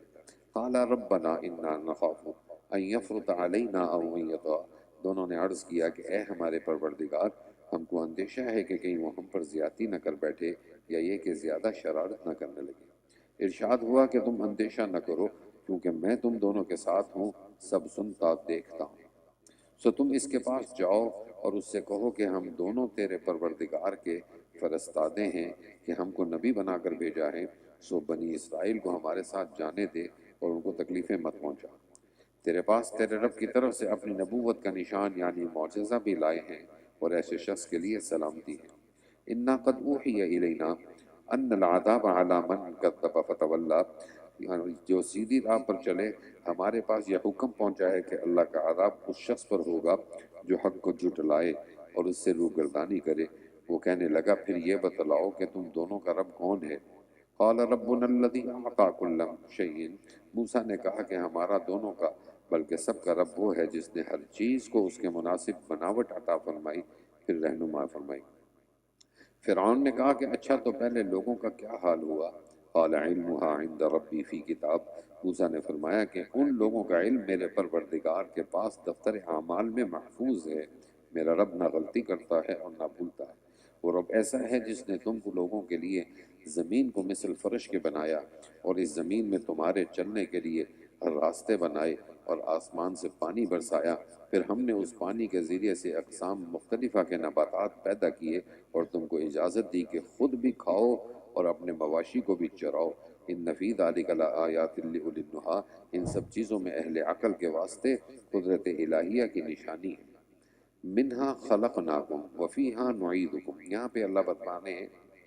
کہ انسان کی پیدائش ہم نے مٹی سے کی، یعنی حضرت آدم علیہ السلام کو براہ راست مٹی سے پیدا کی۔ امام بغوی رحمہ اللہ نے اس بات پر یہ لکھا کہ جب انسان پیدا ہونے لگتا ہے تو اللہ تعالیٰ اس انسان کے نطفے کے اوپر فرشتوں کے ذریعے مٹی پھینکتی ہے۔ جس جگہ پر اس نے پیدا ہونا اور جس جگہ اس نے مرنا، اس کی مٹی اس کے اوپر چھڑک دی جاتی ہے، اور حدیث میں آتا ہے کہ حضور صلی اللہ علیہ وسلم نے ارشاد فرمایا میں، ابو بکر اور عمر ایک ہی مٹی سے بنائے گئے ہیں اور اسی میں دفن کیے جائیں گے۔ یہ حضرت صلی اللہ علیہ وسلم نے ارشاد فرمایا اور آج آپ کے سامنے ہے۔ منہا خلقناکم وفیہا نعیدکم، ہم نے تم کو اس زمین سے پیدا کیا اور اسی میں ہم تم کو بعد موت لے جائیں گے، اور قیامت کے روز پھر دوبارہ اسی سے ہم تم کو نکالیں گے۔ اور ہم نے اس فرعون کو اپنی وہ سب ہی نشانیاں دکھلائیں، سو وہ جھٹلایا ہی کیا اور انکار کرتا رہا۔ کہنے لگا اے موسیٰ تم ہمارے پاس اس واسطے آئے ہوگے کہ ہم کو ہمارے ملک سے اپنے جادو کے زور سے نکال باہر کر دو، سو اب ہم بھی تمہارے مقابلے میں ایسا ہی جادو لاتے ہیں، تو ہمارے اور اپنے درمیان میں ایک وعدہ مقرر کر لو جس کو نہ ہم خلاف کریں اور نہ تم خلاف کرو کسی ہموار میدان میں، تاکہ سب دیکھ لیں۔ موسیٰ نے فرمایا تمہارے مقابلے کے وعدے کا وقت وہ دن ہے جس میں تمہارا میلہ ہوتا ہے اور جس میں دن چڑھے لوگوں جمع ہو جاتے ہیں۔ غرض یہ سن کر فرعون دربار سے اپنی جگہ لوٹ گیا، پھر اپنا مکر کا یعنی جادو کا سامان جمع کرنا شروع کیا۔ پھر آیا، اس وقت موسیٰ نے ان جادوگر لوگوں سے فرمایا کہ ارے کم بختی مارو، اللہ تعالیٰ پر جھوٹ افطرا مت کرو، کبھی خدا تعالیٰ کو تم کو کسی قسم کی سزا سے بالکل نیست و نابود ہی کر دے، اور جو جھوٹ باندھتا ہے وہ آخر کو ناکام رہتا ہے۔ بس جادوگر یہ بات سن کر باہم اپنی رائے میں اختلاف کرنے لگے اور خفیہ گفتگو کرتے رہے۔ آخر کار سب متفق ہو کر کہنے لگے کہ بے شک یہ دونوں جادوگر ہیں، ان کا مطلب یہ ہے کہ اپنے جادو کے زور سے تم کو تمہاری سرزمین سے نکال باہر کریں اور تمہارے عمدہ مذہبی طریقے کا دفتر ہی اٹھا دیں۔ سو اب تم مل کر اپنی تدبیر کا انتظام کرو اور صف آراستہ کر کے مقابلے میں آؤ، اور آج وہی کامیاب ہے جو غالب ہوا۔ قالوا یا موسیٰ، پھر انہوں نے کہا اے موسیٰ، آپ اپنا عصا پہلے ڈالیں گے یا ہم پہلے ڈالنے والے بنے؟ قال بل القوا، آپ نے فرمایا نہیں تم ہی پہلے ڈالو۔ پس یکا یک رسیاں، ان کی رسیاں اور لاٹھیاں ان کی نظر بندی سے موسیٰ کے خیال میں ایسی معلوم ہونے لگی جیسے سانپ کی طرح چلتی دوڑتی ہوں۔ فَأَوْجَسَ فِي نَفْسِهِ خِیفَةً مُوسیٰ، سو موسیٰ کے دل میں تھوڑا سا خوف ہوا۔ قُلْنَا لَا تَخَفْ، ہم نے کہا تم ڈرو نہیں، إِنَّكَ أَنْتَ الْأَعْلَىٰ، تم ہی غالب رہو گے، اور اس کی صورت یہ ہے کہ یہ تمہارے دانے ہاتھ میں جو عصا ہے اس کو ڈال دو۔ ان لوگوں نے جو کچھ سانگ بنایا ہے یہ عصا سب کو نکل جائے گا، یہ کچھ بنایا ہے جادوگروں کا سانگ ہے، اور جادوگر کہیں جائے کامیاب نہیں ہوتے۔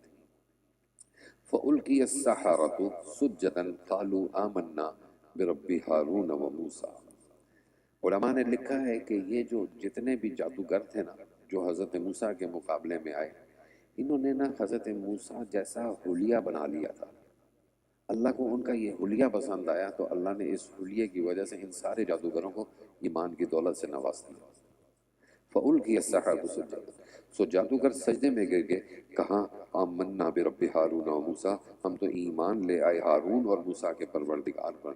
فرعون نے کہا کہ بغیر اس کے کہ میں تم کو اجازت دوں تم موسیٰ پر ایمان لے آئے، واقعی وہ سحر میں تمہارے بھی بڑے ہیں کہ انہوں نے تم کو سحر سکھلایا ہے، سو میں تم سب کے ہاتھ پاؤں کاٹواتا ہوں، ایک طرف کا ہاتھ اور ایک طرف کا پاؤں، اور تم سب کو کھجوروں کے درختوں پر ٹنگواتا ہوں، اور یہ بھی تم کو معلوم ہوا جاتا ہے کہ ہم دونوں میں یعنی مجھ میں اور رب موسیٰ میں کس کا عذاب زیادہ سخت اور دیر پا ہے۔ قالوا لن نؤثرک، ان لوگوں نے صاف جواب دے دیا کہ ہم تجھ کو کبھی ترجیح نہ دیں گے، بمقابلہ ان دلائل کے جو ہم کو ملے ہیں، اور بمقابلہ اس ذات کے جس نے ہم کو پیدا کیا ہے۔ تجھ کو جو کچھ کرنا ہے دل کھول کر ڈال، تو بجوز اس کے کہ دنیا زندگی میں کچھ کر لے، اور کر ہی کیا کر سکتا۔ انا آمنا بربنا، بس اب تو ہم اپنے پروردگار پر ایمان لا چکے تاکہ ہمارے پچھلے گناہ کفر وغیرہ معاف کر دیں، اور تو نے جو جادو کے مقدمے میں ہم پر زور ڈالا اس کو بھی وہ معاف کر دیں۔ واللہ خیر و ابقا، اور اللہ تعالیٰ تجھ سے بدرجہ اچھے ہیں اور زیادہ بقا والے ہیں۔ جو شخص بغاوت کا مجرم ہو کر اپنے رب کے پاس حاضر ہوگا سو اس کے لیے دوزخ مقرر ہے، اس میں نہ مرے گا نہ جیے گا۔ اور جو شخص رب کے پاس مومن ہو کر حاضر ہوگا جس نے نیک کام بھی کیے ہوں، سو ایسوں کے لیے بڑے اونچے درجے ہیں۔ جنات عدن تجری من تحتها الانہار خالدین فیہا، یعنی ہمیشہ رہنے کے باغات ہیں جن کے نیچے نہریں جاری ہوں گی، وہ ان میں ہمیشہ ہمیشہ کو رہیں گے۔ اور جو شخص کفر اور معصیت سے پاک ہو اس کا یہی انعام ہے۔ وَلَقَدْ أَوْحَيْنَا، اب یہاں سے حضرت موسیٰ علیہ السلام کو بنی اسرائیل کے مصر سے نکالنے کا حکم دیا جا رہا ہے کہ اب تم اپنی قوم کو لے کر اب یہاں سے نکلو، اور ہم نے موسیٰ کے پاس وہی بھیجی کہ وہ ہمارے ان بندوں یعنی بنی اسرائیل کو مصر سے راتوں رات باہر لے جاؤ، پھر ان کے لیے دریا میں عصا مار کر خشک رستہ بنا دینا، نہ تم کو کسی کے تعقب کا اندیشہ ہوگا اور نہ اور کسی کا خوف ہوگا۔ بس فرعون اپنے لشکر کو لے کر ان کے پیچھے چلا تو تیار ان پر جیسا ملنے کو تھا آ ملا، اور فرعون اپنی قوم کو بری راہ لایا اور نیک راہ ان کو نہ بتلائی۔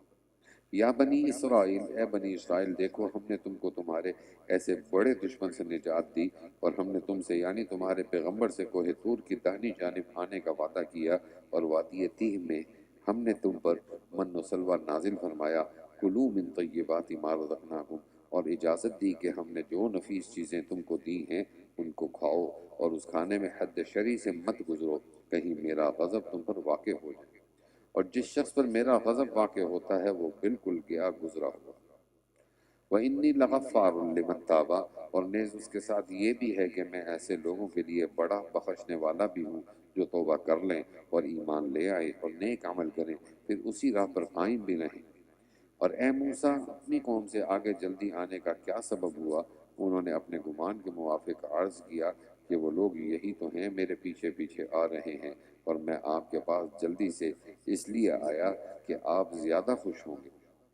قال فإنا قد فنمنا، ارشاد ہوا کہ تمہاری قوم کو تو ہم نے تمہارے چلے آنے کے بعد ایک بلا میں مبتلا کر دیا اور ان کو سامری نے گمراہ کر دیا۔ غرض موسیٰ بعد انقضاء میعاد غصہ اور رنج میں بھرے ہوئے اپنی قوم کی طرف واپس آئے اور فرمانے لگے کہ اے میری قوم، کیا تم سے تمہارے رب نے ایک اچھا وعدہ نہیں کیا تھا؟ کیا تم پر میعاد مقرر سے کچھ زیادہ زمانہ گزر گیا تھا؟ یا تم کو یہ منظور ہوا کہ تم پر تمہارے رب کا غضب واقع ہو، اس لیے تم نے مجھ سے جو وعدہ کیا تھا اس کے خلاف کیا؟ قالوا ما اخلفنا، وہ کہنے لگے ہم نے جو آپ سے وعدہ کیا تھا اس کے اپنے اختیار سے خلاف نہیں کیا، لیکن قوم قبط کے زیور پہ سے ہم پر بوجھ لدا رہا تھا، سو ہم نے اس کو سامری کے کہنے سے آگ میں ڈال دیا، پھر اسی طرح سامری نے بھی ڈال دیا۔ پھر اس سامری نے ان لوگوں کے لیے ایک بچڑا بنا کر ظاہر کیا کہ وہ ایک قالب تھا جس میں ایک بے معنی آواز تھی، سو وہ احمق لوگ ایک دوسرے سے کہنے لگے تمہارا اور موسیٰ کا معبود تو یہ ہے۔ موسیٰ تو بھول گئے، افلا یرون، کیا وہ لوگ اتنا بھی نہیں دیکھتے تھے کہ وہ نہ تو ان کی کسی بات کا جواب دے سکتا ہے اور نہ ان کے کسی ضرر یا نفع پر قدرت رکھتا ہے۔ وَلَقَدْ قَالَ لَهُمْ هَارُونَ، اور ان لوگوں سے ہارون نے یعنی موسیٰ علیہ السلام کے لوٹنے سے پہلے بھی کہا تھا کہ اے میری قوم، تم اس گوسالہ کے سبب گمراہی میں پھنس گئے ہو، اور تمہارا رب حقیقی رحمان ہے، سو تم میری راہ پر چلو اور میرا کہا مانو۔ قالوا لن نبرح، انہوں نے جواب دیا کہ ہم تو جب تک موسیٰ ہمارے پاس واپس ہو کر آئیں اسی کی عبادت پر برابر جمے بیٹھے رہیں۔ موسیٰ نے کہا اے ہارون، جب تم نے ان کو دیکھا تھا کہ یہ بالکل گمراہ ہو گئے تو اس وقت تم کو میرے پاس چلے آنے سے کون امر مانے ہوا تھا؟ سو کیا تم نے میرے کہنے کے خلاف کیا؟ ہارون نے کہا اے میرے میاں جائے، تم میری داڑھی مت پکڑو اور نہ سر کے بال پکڑو، مجھ کو اندیشہ ہوا کہ تم کہنے لگو کہ تم نے بنی اسرائیل کے درمیان تفریق ڈال دی اور تم نے میری بات کا پاس نہ کیا۔ قال فما خطبک یا سامری، اب یہ جو سامری تھا اس کا نام تھا موسیٰ بن ظفر، یہ بنی اسرائیل کے ایک قبیلہ سامرا سے اس کا تعلق تھا، یہ بھی اسی سال پیدا ہوا جس سال حضرت موسیٰ پیدا ہوئے۔ اس کی والدہ نے اس کو غار میں رکھا اور اس کے لیے حضرت جبرائیل کھانا لے کے آتے تھے۔ روایات میں آتا ہے کہ ایک انگلی اس کے منہ میں ڈالتے تھے تو دودھ نکلتا تھا، دوسری انگلی اس کے منہ میں ڈالتے تھے تو شہد نکلتا تھا۔ حضرت جبرائیل اس کے لیے کھانا لے کے آتے، اور دوسرے موسیٰ جن کو نبوت ملی وہ فرعون کے گھر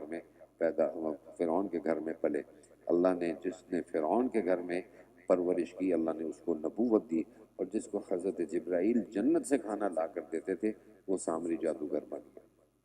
قال فما خطبک یا سامری،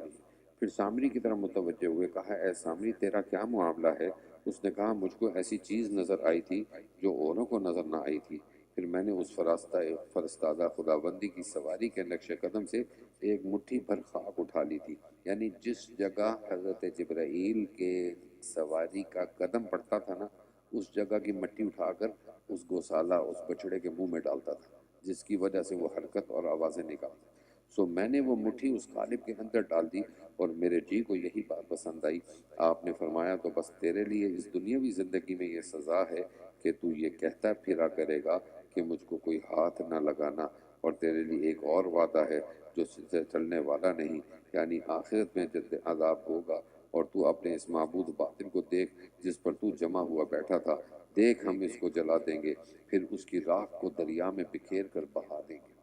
بس تمہارا حقیقی معبود تو صرف اللہ ہے جس کے سوا کوئی عبادت کے قابل نہیں، وہ اپنے علم سے تمام چیزوں کا احاطہ کیے ہوئے۔ جس طرح ہم نے موسیٰ کا قصہ بیان کیا، اسی طرح ہم آپ سے اور واقعات گزشتہ خبریں بھی بیان کرتے رہتے ہیں، اور ہم نے آپ کو اپنے پاس سے ایک نصیحت نامہ بھی دیا ہے، یعنی قرآن۔ جو لوگ اس سے روگردانی کریں گے سو وہ قیامت کے روز بڑا بھاری بوجھ عذاب کا لادے ہوں گے، خالدین فی، اور وہ اس عذاب میں ہمیشہ رہیں گے، وساء لہم یوم القیامت حملا، اور یہ بوجھ قیامت کے روز ان کے لیے بڑا بوجھ ہوگا۔ جس روز سور میں پھونک ماری جائے گی اور ہم اس روز مجرم لوگوں کو اس حالت سے جمع کریں گے کہ آنکھوں سے کننجے ہوں گے، چپکے چپے آپس میں باتیں کرتے ہوں گے، تم لوگ قبروں میں صرف 10 روز رہے ہوگے، نحن اعلم بما یقولون، جس مدت کی نسبت وہ بات چیت کریں گے اس کو ہم خوب جانتے ہیں کہ وہ کس قدر ہے، جبکہ ان سب میں کا زیادہ صاحب الرائے یوں کہتا ہوگا کہ نہیں، تم ایک ہی روز قبر میں رہے۔ وَيَسْأَلُونَكَ عَنِ الْجِبَالِ، یہاں پر کفار جو قریشی تھے انہوں نے حضرت صلی اللہ علیہ وسلم سے یہ سوال کیا کہ قیامت کے دن آپ کا رب ان پہاڑوں کا کیا کرے گا؟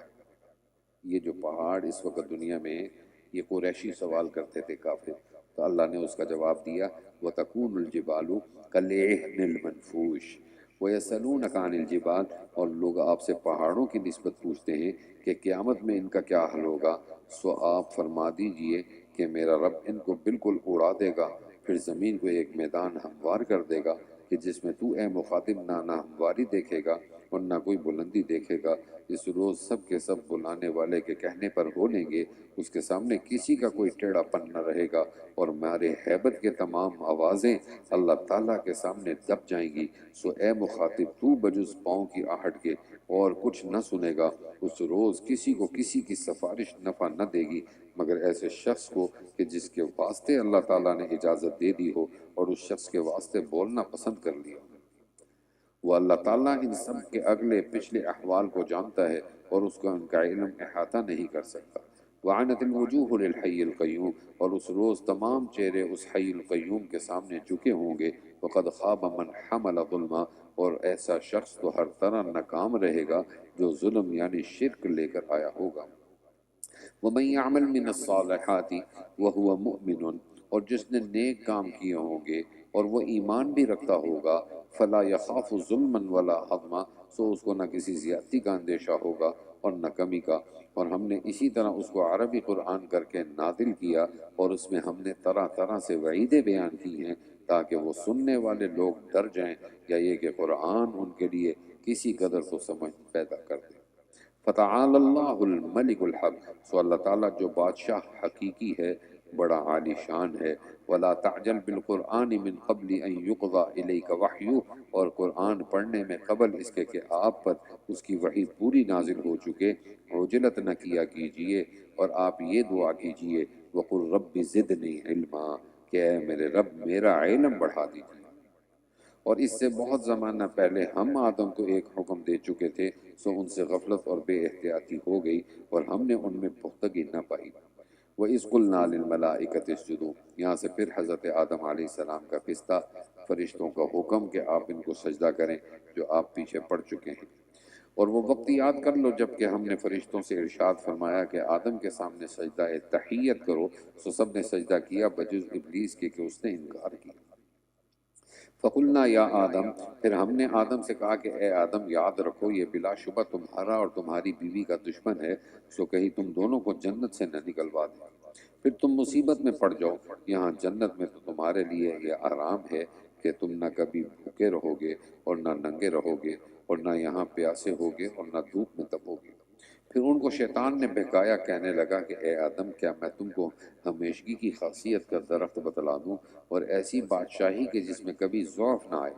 سو اس کے بہکانے سے دونوں نے اس درخت سے کھا لیا تو ان دونوں کے سطر ایک دوسرے کے سامنے کھل گئے، اور اپنا بدن ڈھانپنے کو دونوں اپنے اوپر جنت کے درختوں کے پتے چپکانے لگے، اور آدم سے اپنے رب کا قصور ہو گیا، سو غلطی میں پڑ گئے۔ ثم اجتباہ ربہ، پھر ان کو ان کے رب نے زیادہ مقبول بنا لیا، سو اس پر توجہ فرمائی اور راہ راست پر ہمیشہ قائم رکھا۔ اللہ تعالیٰ نے فرمایا کہ دونوں کے دونوں جنت سے اترو اور دنیا میں ایسی حالت سے جاؤ کہ ایک کا دشمن ایک ہوگا، پھر اگر تمہارے پاس میری طرف سے کوئی ہدایت پہنچے تو تم میں جو شخص میری اس ہدایت کا اتباع کرے گا تو وہ نہ دنیا میں گمراہ ہوگا اور نہ آخرت میں شقی ہوگا۔ وَمَنْ أَعْرَضَ عَنْ ذِكْرِي، اب یہاں پر اللہ تعالیٰ اس شخص کے بارے میں بیان فرما رہے ہیں جو شخص اللہ کے احکام ماننے سے انکار کرے گا، اللہ قیامت کے دن اس کو اندھا اٹھائے گا، آنکھیں نہیں ہوں گی، تو وہ کہے گا کہ اے اللہ دنیا میں تو میرے پاس آنکھیں تھیں، اب اس وقت میرے پاس آنکھیں کیوں نہیں؟ تو اللہ اس کو جواب دیں گے کہ تم نے دنیا میں میرے احکام نہیں مانے تھے، تم نے بھی اسی طرح آنکھیں چرائی تھی میرے احکام سے، جس طرح آج ہم نے تم سے آنکھیں لے لی۔ وَمَنْ أَعْرَضَ عَنْ ذِكْرِي، اور جو شخص میری اس نصیحت سے اعراض کرے گا تو اس کے لیے تنگی کا جینا ہوگا، اور قیامت کے روز ہم اس کو اندھا کر کے قبر سے اٹھائیں گے۔ وہ تعجب سے کہے گا اے میرے رب، آپ نے مجھ کو اندھا کر کے کیوں اٹھایا؟ میں تو دنیا میں آنکھوں والا تھا۔ ارشاد ہوگا کہ ایسا ہی تیرے پاس ہمارے احکام پہنچے تھے، پھر تو نے ان کا کچھ خیال نہ کیا، اور ایسا ہی آج تیرا کچھ خیال نہ کیا جائے گا۔ وَكَذَلِكَ نَجْزِي، اور اس طرح ہر اس شخص کو ہم مناسب عمل سزا دیں گے جو حد اطاعت سے گزر جائے اور اپنے رب کی آیتوں پر ایمان نہ لائے، اور واقعی آخرت کا عذاب ہے بڑا سخت اور بڑا دیر بعد۔ کیا ان لوگوں کو اب تک اس سے بھی ہدایت نہیں ہوئی کہ ہم نے ان سے پہلے بہت سے گروہوں کو ہلاک کر چکے ہیں کہ ان میں سے بعض کے رہنے کے مقامات میں یہ لوگ بھی چلتے پھرتے ہیں، ہم اس میں تو اہل فہم کے لیے کافی دلائل موجود ہیں۔ اور اگر آپ کے رب کی طرف سے ایک بات پہلے سے فرمائی ہوئی نہ ہوتی اور عذاب کے لیے ایک میعاد معین نہ ہوتی کہ وہ قیامت کا دن ہے، تو عذاب لازمی طور پر ہوتا۔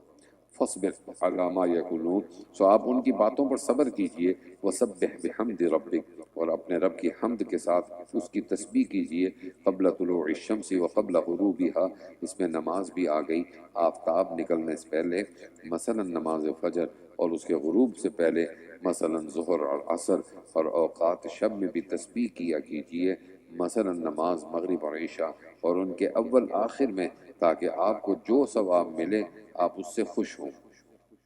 لا تمدن عینیک الی ما متعنا بی، اور ہرگز ان چیزوں کی طرف آنکھ اٹھا کر نہ دیکھیے جن سے ہم نے کفار کے مختلف گروہوں کو ان کی آزمائش کے لیے متمتع کر رکھا ہے کہ وہ محض دنیاوی زندگی کی رونق ہے، اور آپ کے رب کا عطیہ جو آخرت میں ملے گا بدرجہاں بہتر ہے اور دیر پا ہے۔ وَأْمُرْ أَهْلَكَ بِالصَّلَاةِ وَاصْطَبِرْ عَلَيْهَا، اور اپنے متعلقین کو بھی نماز کا حکم کرتے رہیے اور خود بھی اس کے پابند رہیے۔ ہم آپ سے معاش کموانا نہیں چاہتے، معاش تو آپ کو ہم دیں گے، اور بہتر انجام تو پرہیزگاری ہی کا ہے۔ اور وہ لوگ عناداً یوں کہتے ہیں کہ یہ رسول ہمارے پاس کوئی نشانی اپنی نبوت کی کیوں نہیں لاتے؟ جواب یہ ہے کہ کیا ان کے پاس پہلی کتابوں کے مضامین کا ظہور نہیں پہنچا؟ وَلَوْ أَنَّا أَهْلَكْنَاهُمْ، اور اگر ہم ان کو قبل قرآن آنے کے سزائے کفر میں کسی عذاب سے ہلاک کر دیتے تو یہ لوگ بطور عذر کے یوں کہتے کہ اے ہمارے رب،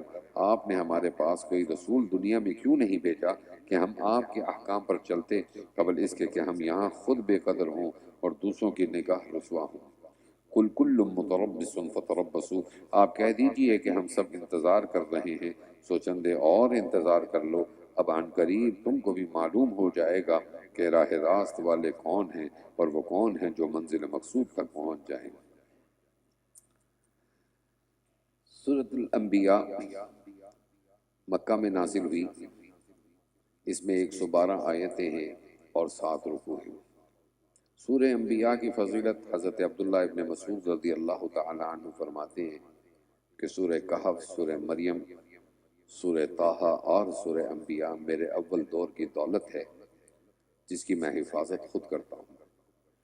اور اس سورت کا بنیادی مقصد اسلام کے بنیادی عقائد یعنی توحید، رسالت اور آخرت کا اثبات ہے، اور ان عقائد کے خلاف کفار مکہ جو اعتراضات اٹھایا کرتے تھے ان کے جوابات ہیں۔ اور اعتراض کیا کرتے تھے؟ اعتراض یہ تھا کہ محمد صلی اللہ علیہ وسلم ایک ہم جیسے انسان ہیں، ان کو پیغمبر بنا کر کیوں بھیجا؟ تو اس کا جواب یہ ہے کہ انسانوں کے پاس انسان ہی پیغمبر بنا کے بھیجے جاتے ہیں، اگر فرشتے ہوتے تو اللہ آسمان سے بھی فرشتوں کو ان کے پاس بھیجتا۔ اللہ تعالیٰ اس قرآن پاک یعنی اس سورت کی شروع میں یہ فرما رہے ہیں، ترجمہ دیکھ لیجئے۔ شروع کرتا ہوں اللہ کے نام سے جو نہایت مہربان بڑے رحم والے ہیں۔ اقترب للناس حسابهم وهم فی غفلت معرضون، ان منکر لوگوں سے ان کا وقت حساب نزدیک آ پہنچا اور یہ ابھی غفلت ہی میں پڑے ہیں اور اعراض کیے ہوئے ہیں۔ ان کے پاس ان کے رب کی طرف سے جو نصیحت تازہ حسب حال ان کے آتی ہے، یہ اس کو ایسے طور سے سنتے ہیں کہ اس کے ساتھ ہنسی کرتے ہیں اور ان کے دل متوجہ نہیں ہوتے۔ اور یہ لوگ یعنی ظالم اور کافر آپس میں چپکے سے کوشش کرتے ہیں کہ یہ محمد صلی اللہ علیہ وسلم محض تم جیسے ایک معمولی آدمی ہیں، تو کیا تم پھر بھی جادو کی بات سننے کو ان کے پاس جاؤ گے حالانکہ تم جانتے ہو؟ قال ربی یعلم القول، پیغمبر نے فرمایا کہ میرا رب ہر بات کو خواہ آسمان میں ہو خواہ زمین میں ہو جانتا ہے، اور وہ خوب سننے والا خوب جاننے والا ہے۔ بلکہ یوں بھی کہا کہ یہ قرآن پریشان خیالات ہیں، بلکہ انہوں نے یعنی پیغمبر نے اس کو تراش لیا ہے، بلکہ یہ تو ایک شاعر شخص ہے۔ تو ان کو چاہیے کہ ہمارے پاس ایسی کوئی بڑی نشانی لائیں جیسا پہلے لوگ رسول بنائے گئے اور بڑے بڑے معجزے ظاہر کیے، ان سے پہلے کوئی بستی والے جن کو ہم نے ہلاک کیا ہے ایمان نہیں لائے۔ افہم یؤمنون، سو کیا یہ لوگ ایمان لے آئیں گے؟ اور ہم نے آپ سے قبل صرف آدمیوں ہی کو پیغمبر بنایا ہے جن کے پاس ہم وہی بھیجا کرتے تھے، سو اے منکرو اگر تم کو یہ بات معلوم نہ ہو تو اہل کتاب سے دریافت کر لو۔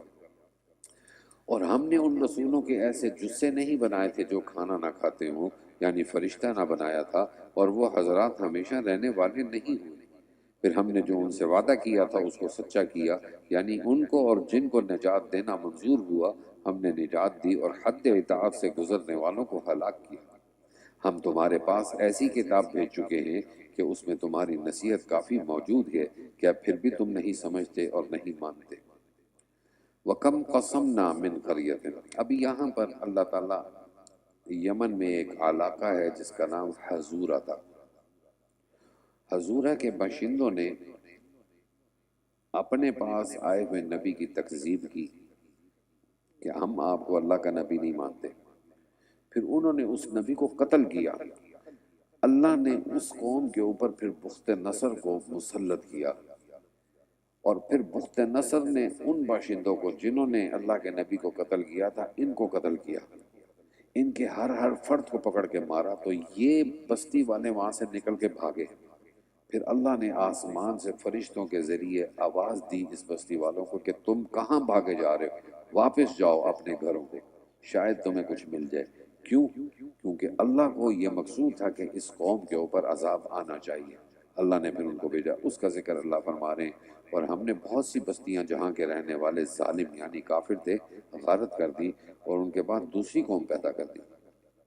سو جب ان ظالموں نے ہمارا عذاب آتا دیکھا تو اس بستی سے بھاگنا شروع کیا۔ بھاگو مت، اور اپنے سامان عیش کی طرف اور اپنے مکانوں کی طرف واپس چلو، شاید تم سے کوئی پوچھے پاچھے۔ وہ لوگ نزول عذاب کے وقت کہنے لگے کہ ہائے ہماری کم بختی، بے شک ہم لوگ ظالم تھے۔ سو ان کی یہی غل پکار رہی، حتیٰ کہ ہم نے ان کو ایسا نیست و نابود کر دیا جس طرح کھیتی کٹ گئی ہو اور آگ ٹھنڈی ہو گئی ہو۔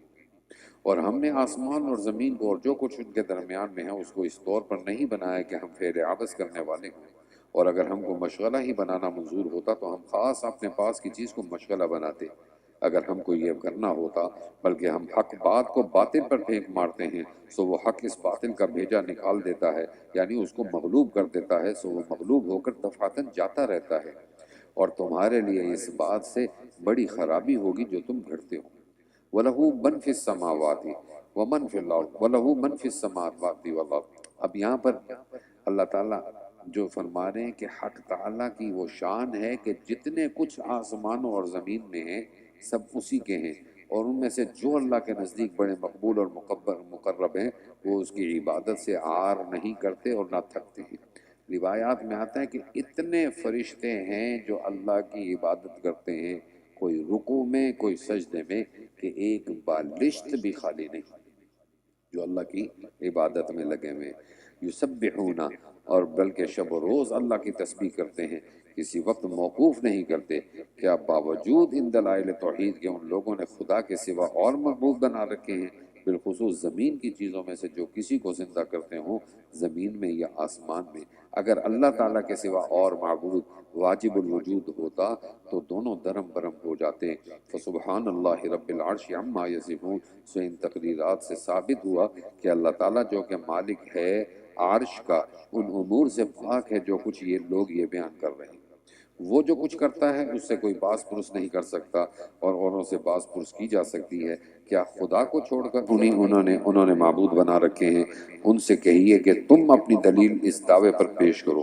یہ میرے ساتھ والوں کی کتاب یعنی قرآن اور مجھ سے پہلے لوگوں کی کتابیں یعنی تورات اور انجیل زبور موجود ہیں، بلکہ ان میں زیادہ وہی ہیں جو امر حق کا یقین نہیں کرتے، سو اس وجہ سے وہ اعراض کر رہے ہیں۔ اور ہم نے آپ سے پہلے کوئی بھی ایسا پیغمبر نہیں بھیجا جس کے پاس ہم نے یہ وحی نہ بھیجی ہو کہ میرے سوا کوئی معبود ہونے کے لائق نہیں، بس میری ہی عبادت کیا کرو۔ اور یہ مشرک لوگ یوں کہتے ہیں کہ اللہ تعالیٰ نے فرشتوں کو اولاد بنا رکھی ہے، وہ اللہ تعالیٰ سے پاک ہے، بلکہ وہ فرشتے اس کے بندے ہیں، ہاں معزز۔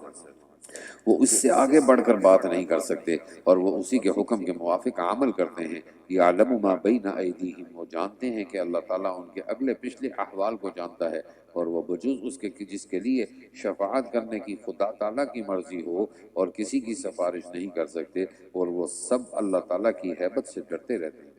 اور ان میں سے جو شخص فرضاً یوں کہے کہ میں علاوہ خدا کے معبود ہوں، سو ہم اس کو سزائے جہنم دیں گے، اور ہم ظالموں کو ایسی ہی سزا دیا کرتے ہیں۔ اولم یر الذین، یہاں سے اللہ تعالیٰ کی توحید کے دلائل بیان کیے جا رہے ہیں۔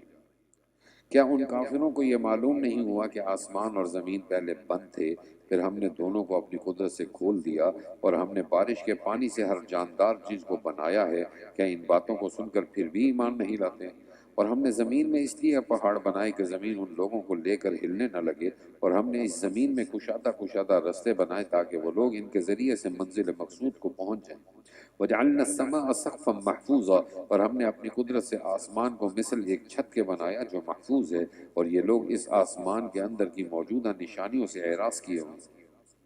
وَهُوَ الَّذِي خَلَقَ اللَّيْلَ وَالنَّهَارَ، اور وہ ایسا ہے کہ اس نے رات اور دن اور سورج اور چاند بنائے، وہ نشانیاں یہی ہیں، ہر ایک ایک دائرے میں تیر رہی ہیں۔ وَمَا جَعَلْنَا لِبَشَرٍ مِّن قَبْلِكَ الْخُلْدَ۔ یہاں پر جس بات کی طرف اشارہ کیا جا رہا ہے وہ یہ ہے کہ جب حضرت صلی اللہ علیہ وسلم کا بلاوا آ گیا اللہ کی طرف، اب آپ ہمارے پاس آ جائیں، یعنی وقت انتقال، تو اس وقت بھی حضرت صلی اللہ علیہ وسلم نے جانے سے پہلے یہ کہا کہ اے اللہ میری امت کا کیا بنے گا، یا رب امتی وما جعلنا لبشر، اور ہم نے آپ سے پہلے بھی کسی بشر کے لیے ہمیشہ رہنا تجویز نہیں کیا، پھر اگر آپ کا انتقال ہو جائے تو کیا یہ لوگ دنیا میں ہمیشہ کو رہیں گے؟ کل نفس ذائقۃ الموت، ہر جاندار موت کا مزہ چکھے گا، اور ہم تم کو بری بھی بھلی حالتوں سے اچھی طرح آزماتے ہیں، اور اس زندگی کے ختم پر پھر تم سب ہمارے پاس چلے آؤ گے۔ اور یہ کافر لوگ جب آپ کو دیکھتے ہیں تو بس آپ سے ہنسی کرنے لگتے ہیں، اور آپس میں کہتے ہیں کہ کیا یہی ہے جو تمہارے معبودوں کا برائی سے ذکر کیا کرتے ہیں، اور خود یہ لوگ حضرت رحمان کے ذکر پر انکار کیا کرتے ہیں۔ خلق الانسان من عجل، انسان جلدی ہی کے خمیر کا بنا ہوا ہے، ہم عن قریب اس کے وقت آنے پر تم کو اپنی نشانیاں یعنی قہر کی یعنی سزائیں دکھائے دیتے ہیں، بس تم مجھ سے جلدی مت بچاؤ۔ اور یہ لوگ کہتے ہیں کہ یہ وعدہ کس وقت آئے گا اگر تم وقوع عذاب کی خبر میں سچے ہو۔ کاش ان کافروں کو اس وقت کی خبر ہوتی جبکہ یہ لوگ اس کو آگ کو نہ اپنے سامنے سے روک سکیں گے اور نہ اپنے پیچھے سے، اور نہ ان کی کوئی حمایت کرے گا، بلکہ وہ آگ تو ان کو ایک دم سے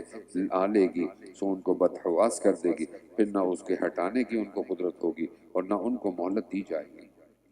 اور آپ سے پہلے جو پیغمبر گزرے ہیں ان کے ساتھ بھی کفار کی طرف سے تمسخر کیا گیا تھا، سو جن لوگوں نے ان سے تمسخر کیا تھا ان پر وہ عذاب واقع ہو گیا جس کے ساتھ وہ استہزاء کرتے تھے۔ قل من یکلؤکم، یہاں سے اللہ تعالیٰ کی صفت حفاظت کا ذکر کیا جا رہا ہے، اور یہ بھی ان سے کہہ دیجئے کہ وہ کون ہے جو رات میں اور دن میں رحمان کے عذاب سے تمہاری حفاظت کرتا ہو، بلکہ وہ لوگ اپنے رب کے ذکر سے روگرداں ہی ہیں۔ کیا ان کے پاس ہمارے سوا اور ایسے معبود ہیں کہ عذاب مذکور سے ان کی حفاظت کر لیتے ہوں؟ وہ خود اپنی حفاظت کی قدرت نہیں رکھتے اور نہ ہمارے مقابلے میں کوئی اور ان کا ساتھ دے سکتا ہے، بلکہ میں نے ان کو اور ان کے باپ دادوں کو دنیا کا خوب سامان دیا، یہاں تک کہ ان پر اسی حالت میں ایک عرصہ دراز گزر گیا۔ کیا ان کو یہ نظر نہیں آتا کہ ہم ان کی زمین کو بذریعہ فتوحات اسلامیہ کے ہر چہار طرف سے برابر گھٹاتے چلے جاتے ہیں؟ سو کیا یہ لوگ غالب آئیں گے؟ قل انما انذرکم، آپ کہہ دیجئے کہ میں تو صرف وحی کے ذریعے سے تم کو ڈراتا ہوں، اور یہ بہرے جس وقت ڈرائے جاتے ہیں سنتے ہی نہیں۔ اور ان کی عالی ہمتی کی کیفیت یہ کہ اگر ان کو آپ کے رب کے عذاب کا ایک جھونکا بھی ذرا لگ جائے تو یوں کہنے لگتے ہیں کہ ہائے ہماری کم بختی، واقعی ہم خطاوار تھے۔ وَنَضَعُ الْمَوَازِينَ الْقِسْطَ، اب یہ قیامت کے دن جو بھی انسان عمل کرے گا اس کے اعمال کو تولا جائے گا، اس کا وزن کیا جائے گا۔ حضرت داؤد علیہ السلام نے درخواست کی تھی کہ اے اللہ مجھے میزان دکھا دیجیے۔ جب میزان کو ان کی صورت میں دکھایا گیا تو اس کا ایک پلڑا مشرق میں اور دوسرا مغرب میں، تو آپ بے ہوش ہو گئے اس کو دیکھ کے۔ تو حضرت داؤد علیہ السلام کو جب ہوش میں آیا تو کہنے لگے اے اللہ اس کو کون بھرے گا، اتنے بڑے بڑے پلڑوں کو؟ تو اللہ نے کہا کوئی اخلاص کے ساتھ لا الہ الا اللہ محمد الرسول اللہ کہے گا میں اس کو بھی بخش دوں گا۔ وَنَضَعُ الْمَوَازِينَ الْقِسْطَ، اور وہاں قیامت کے روز ہم میزان عدل قائم کریں گے اور سب کے اعمال کا وزن کریں گے، سو کسی پر اصلاً ظلم نہ ہوگا، اور اگر کسی کا کوئی عمل رائی کے دانے کے برابر بھی ہوگا تو ہم اس کو وہاں حاضر کر دیں گے اور ہم حساب لینے والے کافی ہیں۔ اور ہم نے آپ کے قبل موسیٰ اور ہارون کو ایک فیصلے کی اور روشنی کی اور متقیوں کے لیے نصیحت کی چیز یعنی تورات عطا فرمائی۔ جو متقی اپنے رب سے بن دیکھے ڈرتے ہیں اور وہ لوگ قیامت سے بھی ڈرتے ہیں، اور یہ قرآن بھی ایک کثیر الفائدہ نصیحت کی کتاب ہے جس کو ہم نے نازل کیا، تو کیا پھر بھی تم اس سے منکر ہو؟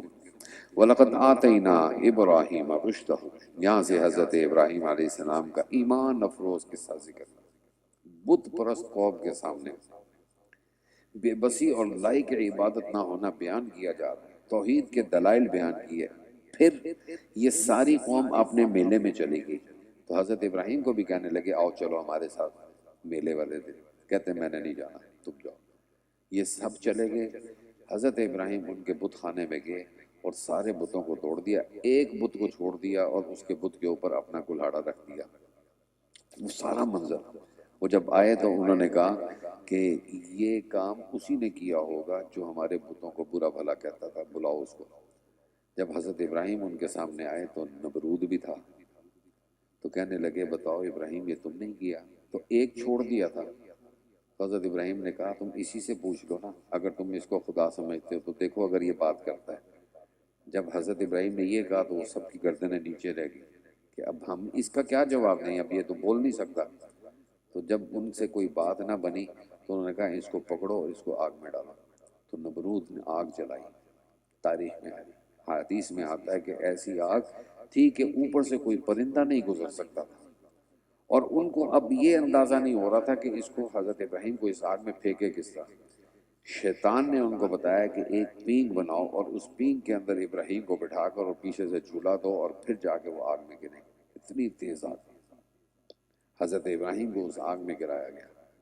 جب آگ کے اندر گرایا جانے لگا تھا تو حضرت جبرائیل 7ویں آسمان سے نیچے آئے اور کہنے لگے اے ابراہیم آپ کو میری مدد کی ضرورت ہے؟ تو حضرت ابراہیم علیہ السلام نے جو تاریخی الفاظ تھے پوچھا کہ جبرائیل خود آئے ہو یا بھیجے گئے ہو؟ فرمایا کہ خود آیا ہو۔ تو فرمایا کہ پھر مجھے تمہاری مدد کی ضرورت نہیں، جس رب نے مجھے یہاں پر رکھا ہے وہ میرے حال سے خوب واقف ہوا۔ پھر اللہ نے پھر اس آگ کو کہا قلنا یا نار کونی بردن وسلاما علی ابراہیم، کہ اے آگ تو اس ابراہیم کے اوپر ٹھنڈی ہو اور سلامتی والی، اتنی بھی ٹھنڈی نہ ہو کہ ٹھٹر جائیں، سلامتی والی ہو تاکہ ان کو سکون رہے۔ اس کا ذکر اب ہے، ترجمہ دیکھ لیجئے۔ اور ہم نے اس زمانہ موسوی سے پہلے ابراہیم کو ان کی شان کے مناسب خوش فہمی عطا فرمائی تھی، اور ہم ان کو خوب جانتے تھے۔ ان کا وہ وقت یاد کرنے کے قابل ہے جبکہ انہوں نے اپنے باپ سے اور اپنی برادری سے فرمایا کہ یہ کیا واہیات مورتی ہیں جن کی عبادت پر تم جمے بیٹھے۔ وہ لوگ جواب میں کہنے لگے کہ ہم نے اپنے بڑوں کو ان کی عبادت کرتے ہوئے دیکھا۔ ابراہیم نے کہا کہ بے شک تم اور تمہارے باپ دادے ان کو لائی گئی عبادت سجنے میں صریح غلطی میں۔ وہ لوگ کہنے لگے کیا تم اپنے نزدیک سچی بات سمجھ کر ہمارے سامنے پیش کر رہے ہو یا دل لگی کر رہے ہو؟ ابراہیم نے فرمایا کہ نہیں، دل لگی نہیں، بلکہ تمہارا رب حقیقی جو لائق عبادت ہے وہ ہے جو تمہارا تمام آسمانوں اور زمین کا رب ہے، جس نے ان سب کو پیدا بھی کیا، اور میں اس دعوے پر دلیل بھی رکھتا ہوں۔ وَتَاللَّهِ لَأَكِيدَنَّ أَصْنَامَكُمْ، اور خدا کی قسم میں تمہارے ان بتوں کی بت بناؤں گا۔ جب تم ان کے پاس سے چلے جاؤ گے تو ان کے چلے جانے کے بعد انہوں نے ان بتوں کو قبر وغیرہ سے ٹکڑے ٹکڑے کر دیا، بجز ان کے ایک بڑے بت کے، کہ شاید وہ لوگ ابراہیم کی طرف دریافت کرنے کے لیے رجوع کریں۔ کہنے لگے من فعل هذا بآلہتنا انہ لمن الظالمین، یہ ہمارے بتوں کے ساتھ کس نے کیا ہے، اس میں کوئی شک نہیں کہ اس نے بڑا ہی غضب کیا۔ قالوا سمعنا، بعضوں نے کہا کہ ہم نے ایک نوجوان آدمی کو جس کو ابراہیم کہہ کے پکارا جاتا ہے ان بتوں کا برائی سے تذکرہ کرتے سنا ہے۔ قالوا فأتوا بہ، پھر وہ لوگ بولے کہ جب یہ بات ہے تو اچھا اس سب آدمیوں کے سامنے حاضر کرو تاکہ وہ لوگ اس کے اقرار کے گواہ ہو جائیں۔ قالوا اانت فعلت هذا بآلہتنا یا ابراہیم، غرض وہ سب کے روبرو آئے، ان لوگوں نے کہا کہ کیا ہمارے بتوں کے ساتھ تم نے یہ حرکت کی ہے اے ابراہیم؟ قال بل فعلہ کبیرہم، انہوں نے جواب میں فرمایا کہ نہیں، بلکہ ان کے اس بڑے گروہ نے کی ہے، سو انہی سے پوچھ لو نا اگر یہ بولتے ہیں۔ فرجعوا، اس پر وہ لوگ اپنے جی میں سوچے، پھر آپس میں کہنے لگے کہ حقیقت میں تم ہی لوگ نا حق پر ہو اور ابراہیم حق پر ہے، کہ جو ایسا عاجز ہو وہ کیا معبود ہوگا۔ ثم نکسوا، پھر شرمندگی کے مارے اپنے سروں کو جھکا لیا اور یہ بولے کہ اے ابراہیم، تم کو یہ تو معلوم ہی ہے کہ یہ بت کچھ بولتے نہیں۔ ابراہیم نے فرمایا تو کیا خدا کو چھوڑ کر ایسی چیز کی عبادت کرتے ہو جو تم کو نہ کچھ نفع پہنچا سکیں اور نہ کچھ نقصان پہنچا سکیں؟ اف لکم، تف ہے تم پر کہ باوجود وضوح حق کے باطل پر مصر ہو، اور ان پر جن کو تم خدا کے سوا پوچھتے ہو، کیا تم اتنا بھی نہیں سمجھتے؟ آپس میں وہ لوگ کہنے لگے حرکوہ، ان کو آگ میں جلاؤ، وانصروا آلہتکم، اور اپنے معبودوں کا ان سے بدلہ لو اگر تم کو کچھ کرنا ہے۔ جب انہوں نے متفق ہو کر آگ میں ڈال دیا تو اس وقت ہم نے آگ کو حکم دیا کہ اے آگ یا نار کونی بردن وسلاما علی ابراہیم، اے آگ تو ٹھنڈی اور بے گزند ہو جا ابراہیم کے حق میں۔ اور ان لوگوں نے ان کے ساتھ برائی کرنا چاہی تھی، سو ہم نے ہی لوگوں کو ناکام کر دیا، اور ہم نے ابراہیم کو اور ان کے برادر ذات لوط کو ایسے ملک یعنی شام کی طرف بھیج کر بچا لیا جس میں ہم نے دنیا جہان والوں کے واسطے خیر و برکت کر رکھی۔ وَوَهَبْنَا لَهُ إِسْحَاقَ وَيَعْقُوبَ نَافِلَةً، اور ہجرت کے بعد ہم نے ان کو اسحاق بیٹا اور یعقوب پوتا عطا کیا، اور ہم نے ان سب کو اعلیٰ درجے کا نیک کیا، اور ہم نے ان کو مقتدی بنایا کہ ہمارے حکم سے خلق کو ہدایت کیا کرتے تھے، اور ہم نے ان کے پاس نیک کام کرنے کا اور خصوصاً نماز کی پابندی کا اور زکوٰۃ ادا کرنے کا حکم بھیجا، اور وہ حضرت ہماری خوب عبادت کیا کرتے تھے۔ یہاں سے مختصراً حضرت لوط علیہ السلام کا قصہ اور حضرت نوح علیہ السلام کا بھی مختصراً قصہ ذکر کیا گیا۔ اور لوط علیہ السلام کو ہم نے حکمت و علم جو شائنہ انبیاء کے مناسب ہوتا ہے عطا فرمایا، اور ہم نے ان کو اس بستی سے نجات دی جس کے رہنے والے گندے گندے کام کیا کرتے تھے، بلا شبہ وہ لوگ بڑے بدذات بدکار تھے۔ اور ہم نے لوط کو اپنی رحمت میں داخل کیا کیونکہ بلا شبہ وہ بڑے نیکوں میں تھے۔ اور نوح کے قصے کا تذکرہ کیجئے، جبکہ اس زمانہ ابراہیمی سے بھی پہلے انہوں نے دعا کی، سو ہم نے ان کی دعا قبول کی اور ان کو اور ان کے تابعین کو بڑے بھاری غم سے نجات دی۔ وَنَصَرْنَاهُ مِنَ الْقَوْمِ الَّذِينَ كَذَّبُوا، اور نجات اس طرح دی کہ ہم نے ایسے لوگوں سے ان کا بدلہ لیا جنہوں نے ہمارے حکموں کو جو کہ نوح لائے تھے جھوٹا بتایا تھا۔ بلا شبہ وہ لوگ بہت برے تھے، اس لیے ہم نے ان سب کو غرق کر دیا۔ وَدَاوُودَ وَسُلَيْمَانَ، یہاں پر اب ایک حضرت داؤد کا مختصراً سا قصہ، وہ قصہ یہ ہے کہ حضرت داؤد کے پاس ایک کیس آیا۔ وہ کیس کیا تھا کہ ایک کھیت والا وہ کہنے لگا کہ اس بندے کی بکریوں نے میرے کھیت میں گھس کر کھیت کا بیڑا غرق کر دیا، اب آپ فیصلہ فرما دیجیے۔ تو حضرت داؤد علیہ السلام نے فیصلہ کیا کہ جس کا کھیت خراب ہوا ہے بکریاں اس کو دے دی جائیں۔ اب یہ فیصلہ کر دیا تو اللہ تعالیٰ نے حضرت سلیمان کو بھیج دیا۔ فَفَهَّمْنَاهَا سُلَيْمَانَ، ہم نے یہ بات حضرت سلیمان کے دل میں ڈالی۔ پھر حضرت سلیمان آئے، انہوں نے کہا میری رائے یہ ہے کہ یہ جو بکریاں ہیں کھیت والے کو دے دیں،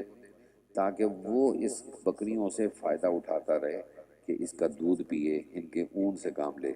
اور یہ کھیت ان بکری والوں کو دے دے کہ جو نقصان ہوا وہ اس کھیت میں کھیتی باڑی کریں، جب وہ پہلی حالت میں آ جائے تو کھیت والے کو کھیت واپس کر دیا جائے اور بکری والوں کو بکری مل جائے گی، ان کا بھی نقصان نہیں ہوگا اور ان کا بھی نقصان نہیں ہوگا۔ اللہ فرما رہے ہیں یہ سمجھ ہم نے حضرت سلیمان کو دی ہے۔ یہ دو شخصیات ایسی تھی دنیا میں جن کو اللہ نے ایسی حکومت دی جس سے پہلے کسی کو نہیں دی، ایک حضرت سلیمان اور ایک کل آپ پڑھ کے آئے حضرت ذوالقرنین، جنہوں نے پوری دنیا کے اندر حکومت کی تھی۔ حضرت سلیمان علیہ السلام کا جو تخت تھا، کہتے 6 لاکھ کرسیاں اس پر ہوتی تھیں، جس پر 3 لاکھ انسان بیٹھتے تھے اور 3 لاکھ جنات بیٹھتے تھے۔ اس کا انشاءاللہ ہم آگے پڑھیں گے تفصیل کے ساتھ۔ ترجمہ دیکھیے، اور داؤد علیہ السلام اور سلیمان علیہ السلام کے قصے کا تذکرہ کیجیے، جبکہ دونوں کسی کھیت کے بارے میں فیصلہ کرنے لگے، جبکہ اس کھیت میں کچھ لوگوں کی بکریاں رات کے وقت جا پڑیں اور اس کو چر گئیں، اور ہم اس فیصلے کو جو لوگوں کے متعلق ہوا تھا دیکھ رہے تھے۔ سو ہم نے اس فیصلے کی سمجھ سلیمان کو دی، اور یوں ہم نے دونوں کو حکمت اور علم عطا فرما لیا، اور ہم نے داؤد کے ساتھ تابع کر دیا تھا پہاڑوں کو کہ ان کی تسبیح کے ساتھ وہ تسبیح کیا کرتے تھے، اور پرندوں کو بھی اور بھی کرنے والے تھے۔ وَعَلَّمْنَاهُ، اور ہم نے ان کو زرہ بنانے کی صنعت تم لوگوں کے نفع کے واسطے سکھلائی تھی، تاکہ وہ زرہ تم کو لڑائی میں ایک دوسرے کی ضد سے بچا سے، سو تم شکر کرو گے بھی یا نہیں۔ اور ہم نے سلیمان علیہ السلام کا زور کی ہوا کو تابع بنا دیا تھا کہ وہ ان کے حکم سے اس سرزمین کی طرف چلتی جس میں ہم نے برکت رکھی، مراد ملک شام ہے، اور ہم ہر چیز کو جانتے ہیں۔ اور بعد شیطان یعنی جن ایسے تھے کہ سلیمان کے لیے دریاؤں میں غوطے لگاتے تھے اور تاکہ موتی نکال کر دیں، اور وہ کام بھی اس کے علاوہ کیا کرتے تھے، اور ان کے سنبھالنے والے ہم تھے۔ وہ ایوب، یہاں سے حضرت ایوب علیہ السلام کا مختصراً ذکر ہے۔ اور ایوب کا تذکرہ کیجئے، جبکہ انہوں نے بعد مبتلا ہونے مرض شدید کے اپنے رب کو پکارا کہ مجھ کو تکلیف پہنچ رہی ہے اور آپ سب مہربانوں سے زیادہ مہربان ہیں۔ ہم نے ان کی دعا قبول کی اور ان کو جو تکلیف تھی اس کو دور کر دیا، اور بلا استدعا ہم نے ان کو ان کا کنبہ عطا فرمایا، اور ان کے ساتھ گنتی میں ان کے برابر اور بھی اپنی رحمت خاص کے ساتھ سبب سے، اور عبادت کرنے والوں کے لیے یادگار رہنے کے سبب سے۔ وہ اسماعیل و ادریس و ذوالکفل، اور اسماعیل اور ادریس اور ذوالکفل کا تذکرہ کیجئے، یہ سب احکام الہیہ پر ثابت قدم رہنے والے لوگ تھے، اور ہم نے ان کو اپنی رحمت خاصہ میں داخل کر لیا تھا، بے شک یہ کمال صلاحیت والوں میں سے تھے۔ یہاں سے حضرت یونس کا جو آپ پیچھے پڑھ رہے ہیں، وَظَنُّونِ إِذْ ذَهَبَ، اور مچھلی والے پیغمبر یعنی یونس علیہ السلام کا تذکرہ کیجئے، جب وہ اپنی قوم سے خفا ہو کر چل دیے اور انہوں نے یہ سمجھا کہ ہم ان پر اس چلے جانے میں کوئی دار و گیر نہ کریں گے، بس انہوں نے اندھیروں میں پکارا، لا الہ الا انت سبحانک انی کنت من الظالمین، کہ آپ کے سوا کوئی معبود نہیں، آپ سب نقائص سے پاک ہیں، میں بے شک قصوروار ہوں۔ فاستجبنا لہ، سو ہم نے ان کی دعا قبول کی، ونجیناہ من الغم، اور ان کو اس گھٹن سے نجات دی، اور ہم اسی طرح اور ایمان والوں کو بھی کرب اور بلا سے نجات دیا کرتے ہیں۔ وہ زکریا، اور زکریا کا تذکرہ کیجئے، جبکہ انہوں نے اپنے رب کو پکارا، اے میرے رب مجھ کو لاوارث مت رکھیو، یعنی مجھ کو فرزند دیجئے کہ میرا وارث ہو، اور سب وارثوں سے بہتر آپ ہی ہیں۔ سو ہم نے ان کی دعا قبول کر لی، اور ہم نے ان کو یحییٰ فرزند عطا فرمایا، اور ان کی خاطر سے ان کی بیوی کو جو کہ بانجھ تھی اولاد کے قابل کر دیا۔ یہ سب نیک کاموں میں دوڑتے تھے اور امید بیم کے ساتھ ہماری عبادت کرتے تھے، اور ہمارے سامنے دب کر رہتے تھے۔ اور ان بی بی مریم کا تذکرہ کیجئے، جنہوں نے اپنے ناموس کو بچایا، پھر ہم نے ان میں اپنی روح پھونک دی، اور ہم نے ان کو اور ان کے فرزند عیسیٰ کو دنیا جہان والوں کے لیے اپنی قدرت کاملہ کی نشانی بنا دیا۔ ان ھذہ امتکم امۃ واحدہ، یہ ہے تمہارا طریقہ جس پر تم کو رہنا واجب ہے کہ وہ ایک ہی طریقہ ہے۔ وانا ربکم فاعبدون، اور میں تمہارا رب ہوں، سو تم سب میری عبادت کیا کرو۔ اور ان لوگوں نے اپنے دین میں اختلاف پیدا کر لیا، سو اس کی سزا دیکھیں گے، کیونکہ سب ہمارے پاس آنے والے ہیں۔ فَمَن يَعْمَلْ مِنَ الصَّالِحَاتِ، سو جو شخص نیک کام کرتا ہوگا اور وہ ایمان والا بھی ہوگا، تو اس کی محنت اکارت جانے والی نہیں، اور ہم اس کو لکھ لیتے ہیں۔ اور ہم جن بستیوں کا عذاب سے یا موت سے فنا کر چکے ہیں، ان کے لیے یہ بات ناممکن ہے کہ وہ دنیا میں پھر لوٹ کر آئیں، یہاں تک کہ جب یاجوج ماجوج کھول دیے جائیں گے، اور وہ غائط کثرت کی وجہ سے ہر بلندی سے جیسے پہاڑ اور ٹیلا نکلتے معلوم ہوں گے۔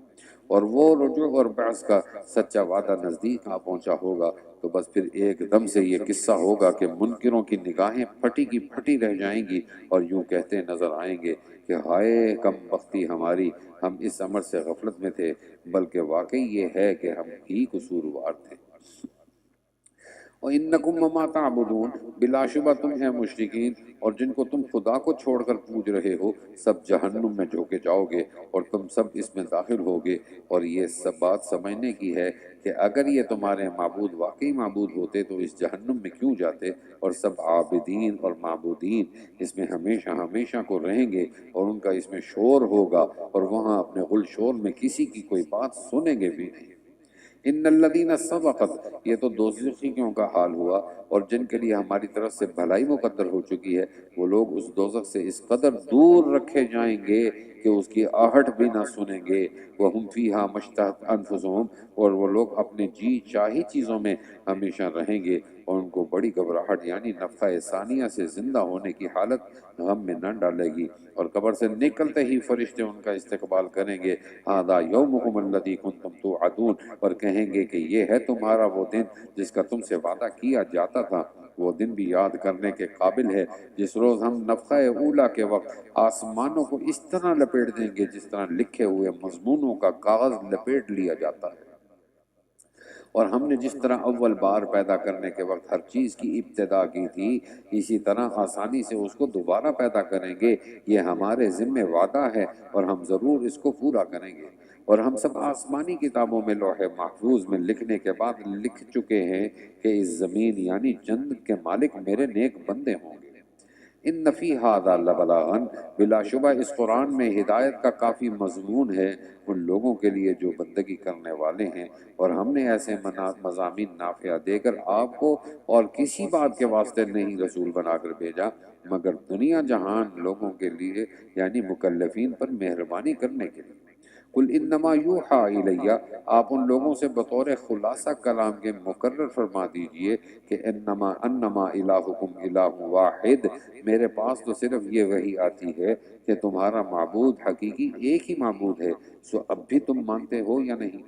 یعنی اب تو مان لو، فَإِن تَوَلَّوْا، پھر بھی اگر یہ لوگ سرتابی کریں تو بطور اتمام حجت کے فَقُلْ آذَنْتُكُمْ عَلَى سَوَاءٍ، آپ فرما دیجئے کہ میں تم کو نہایت صاف اطلاع کر چکا ہوں، اور میں یہ جانتا نہیں کہ جس سزا کا تم سے وعدہ ہوا ہے آیا وہ قریب ہے یا دور دراز ہے، البتہ واقع ضرور ہوگا، کیونکہ اللہ کو تمہاری پکار کہیں ہوئی بات کی بھی خبر ہے اور جو بات تم دل میں رکھتے ہو اس کی بھی خبر ہے، اور میں بالتعین نہیں جانتا کہ کیا مصلحت ہے۔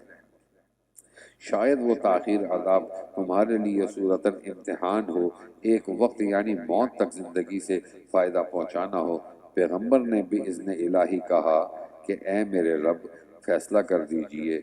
آپ حق کے موافق، اور پیغمبر نے کفار سے یہ بھی فرمایا وَرَبُّنَا الرَّحْمَنُ الْمُسْتَعَانُ عَلَىٰ مَا تَصِفُونَ، ہمارا رب ہم پر بڑا مہربان ہے جس سے ان باتوں کے مقابلے میں مدد چاہی جاتی ہے جو تم بنایا کرتے ہو۔ وآخر دعوانا ان الحمد للہ رب العالمین۔ اللہم انت السلام ومنک السلام، تبارکت ربنا وتعالیت یا ذا الجلال والاکرام۔ اللہم اعنا علی ذکرک وشکرک وحسن عبادتک۔ اللہم احسن عاقبتنا فی الامور کلہا واجرنا من خزي الدنيا وعذاب الآخرة۔ اللهم اشف مرضانا ومرضى المسلمين شفاء كاملا عاجلا مستمرا۔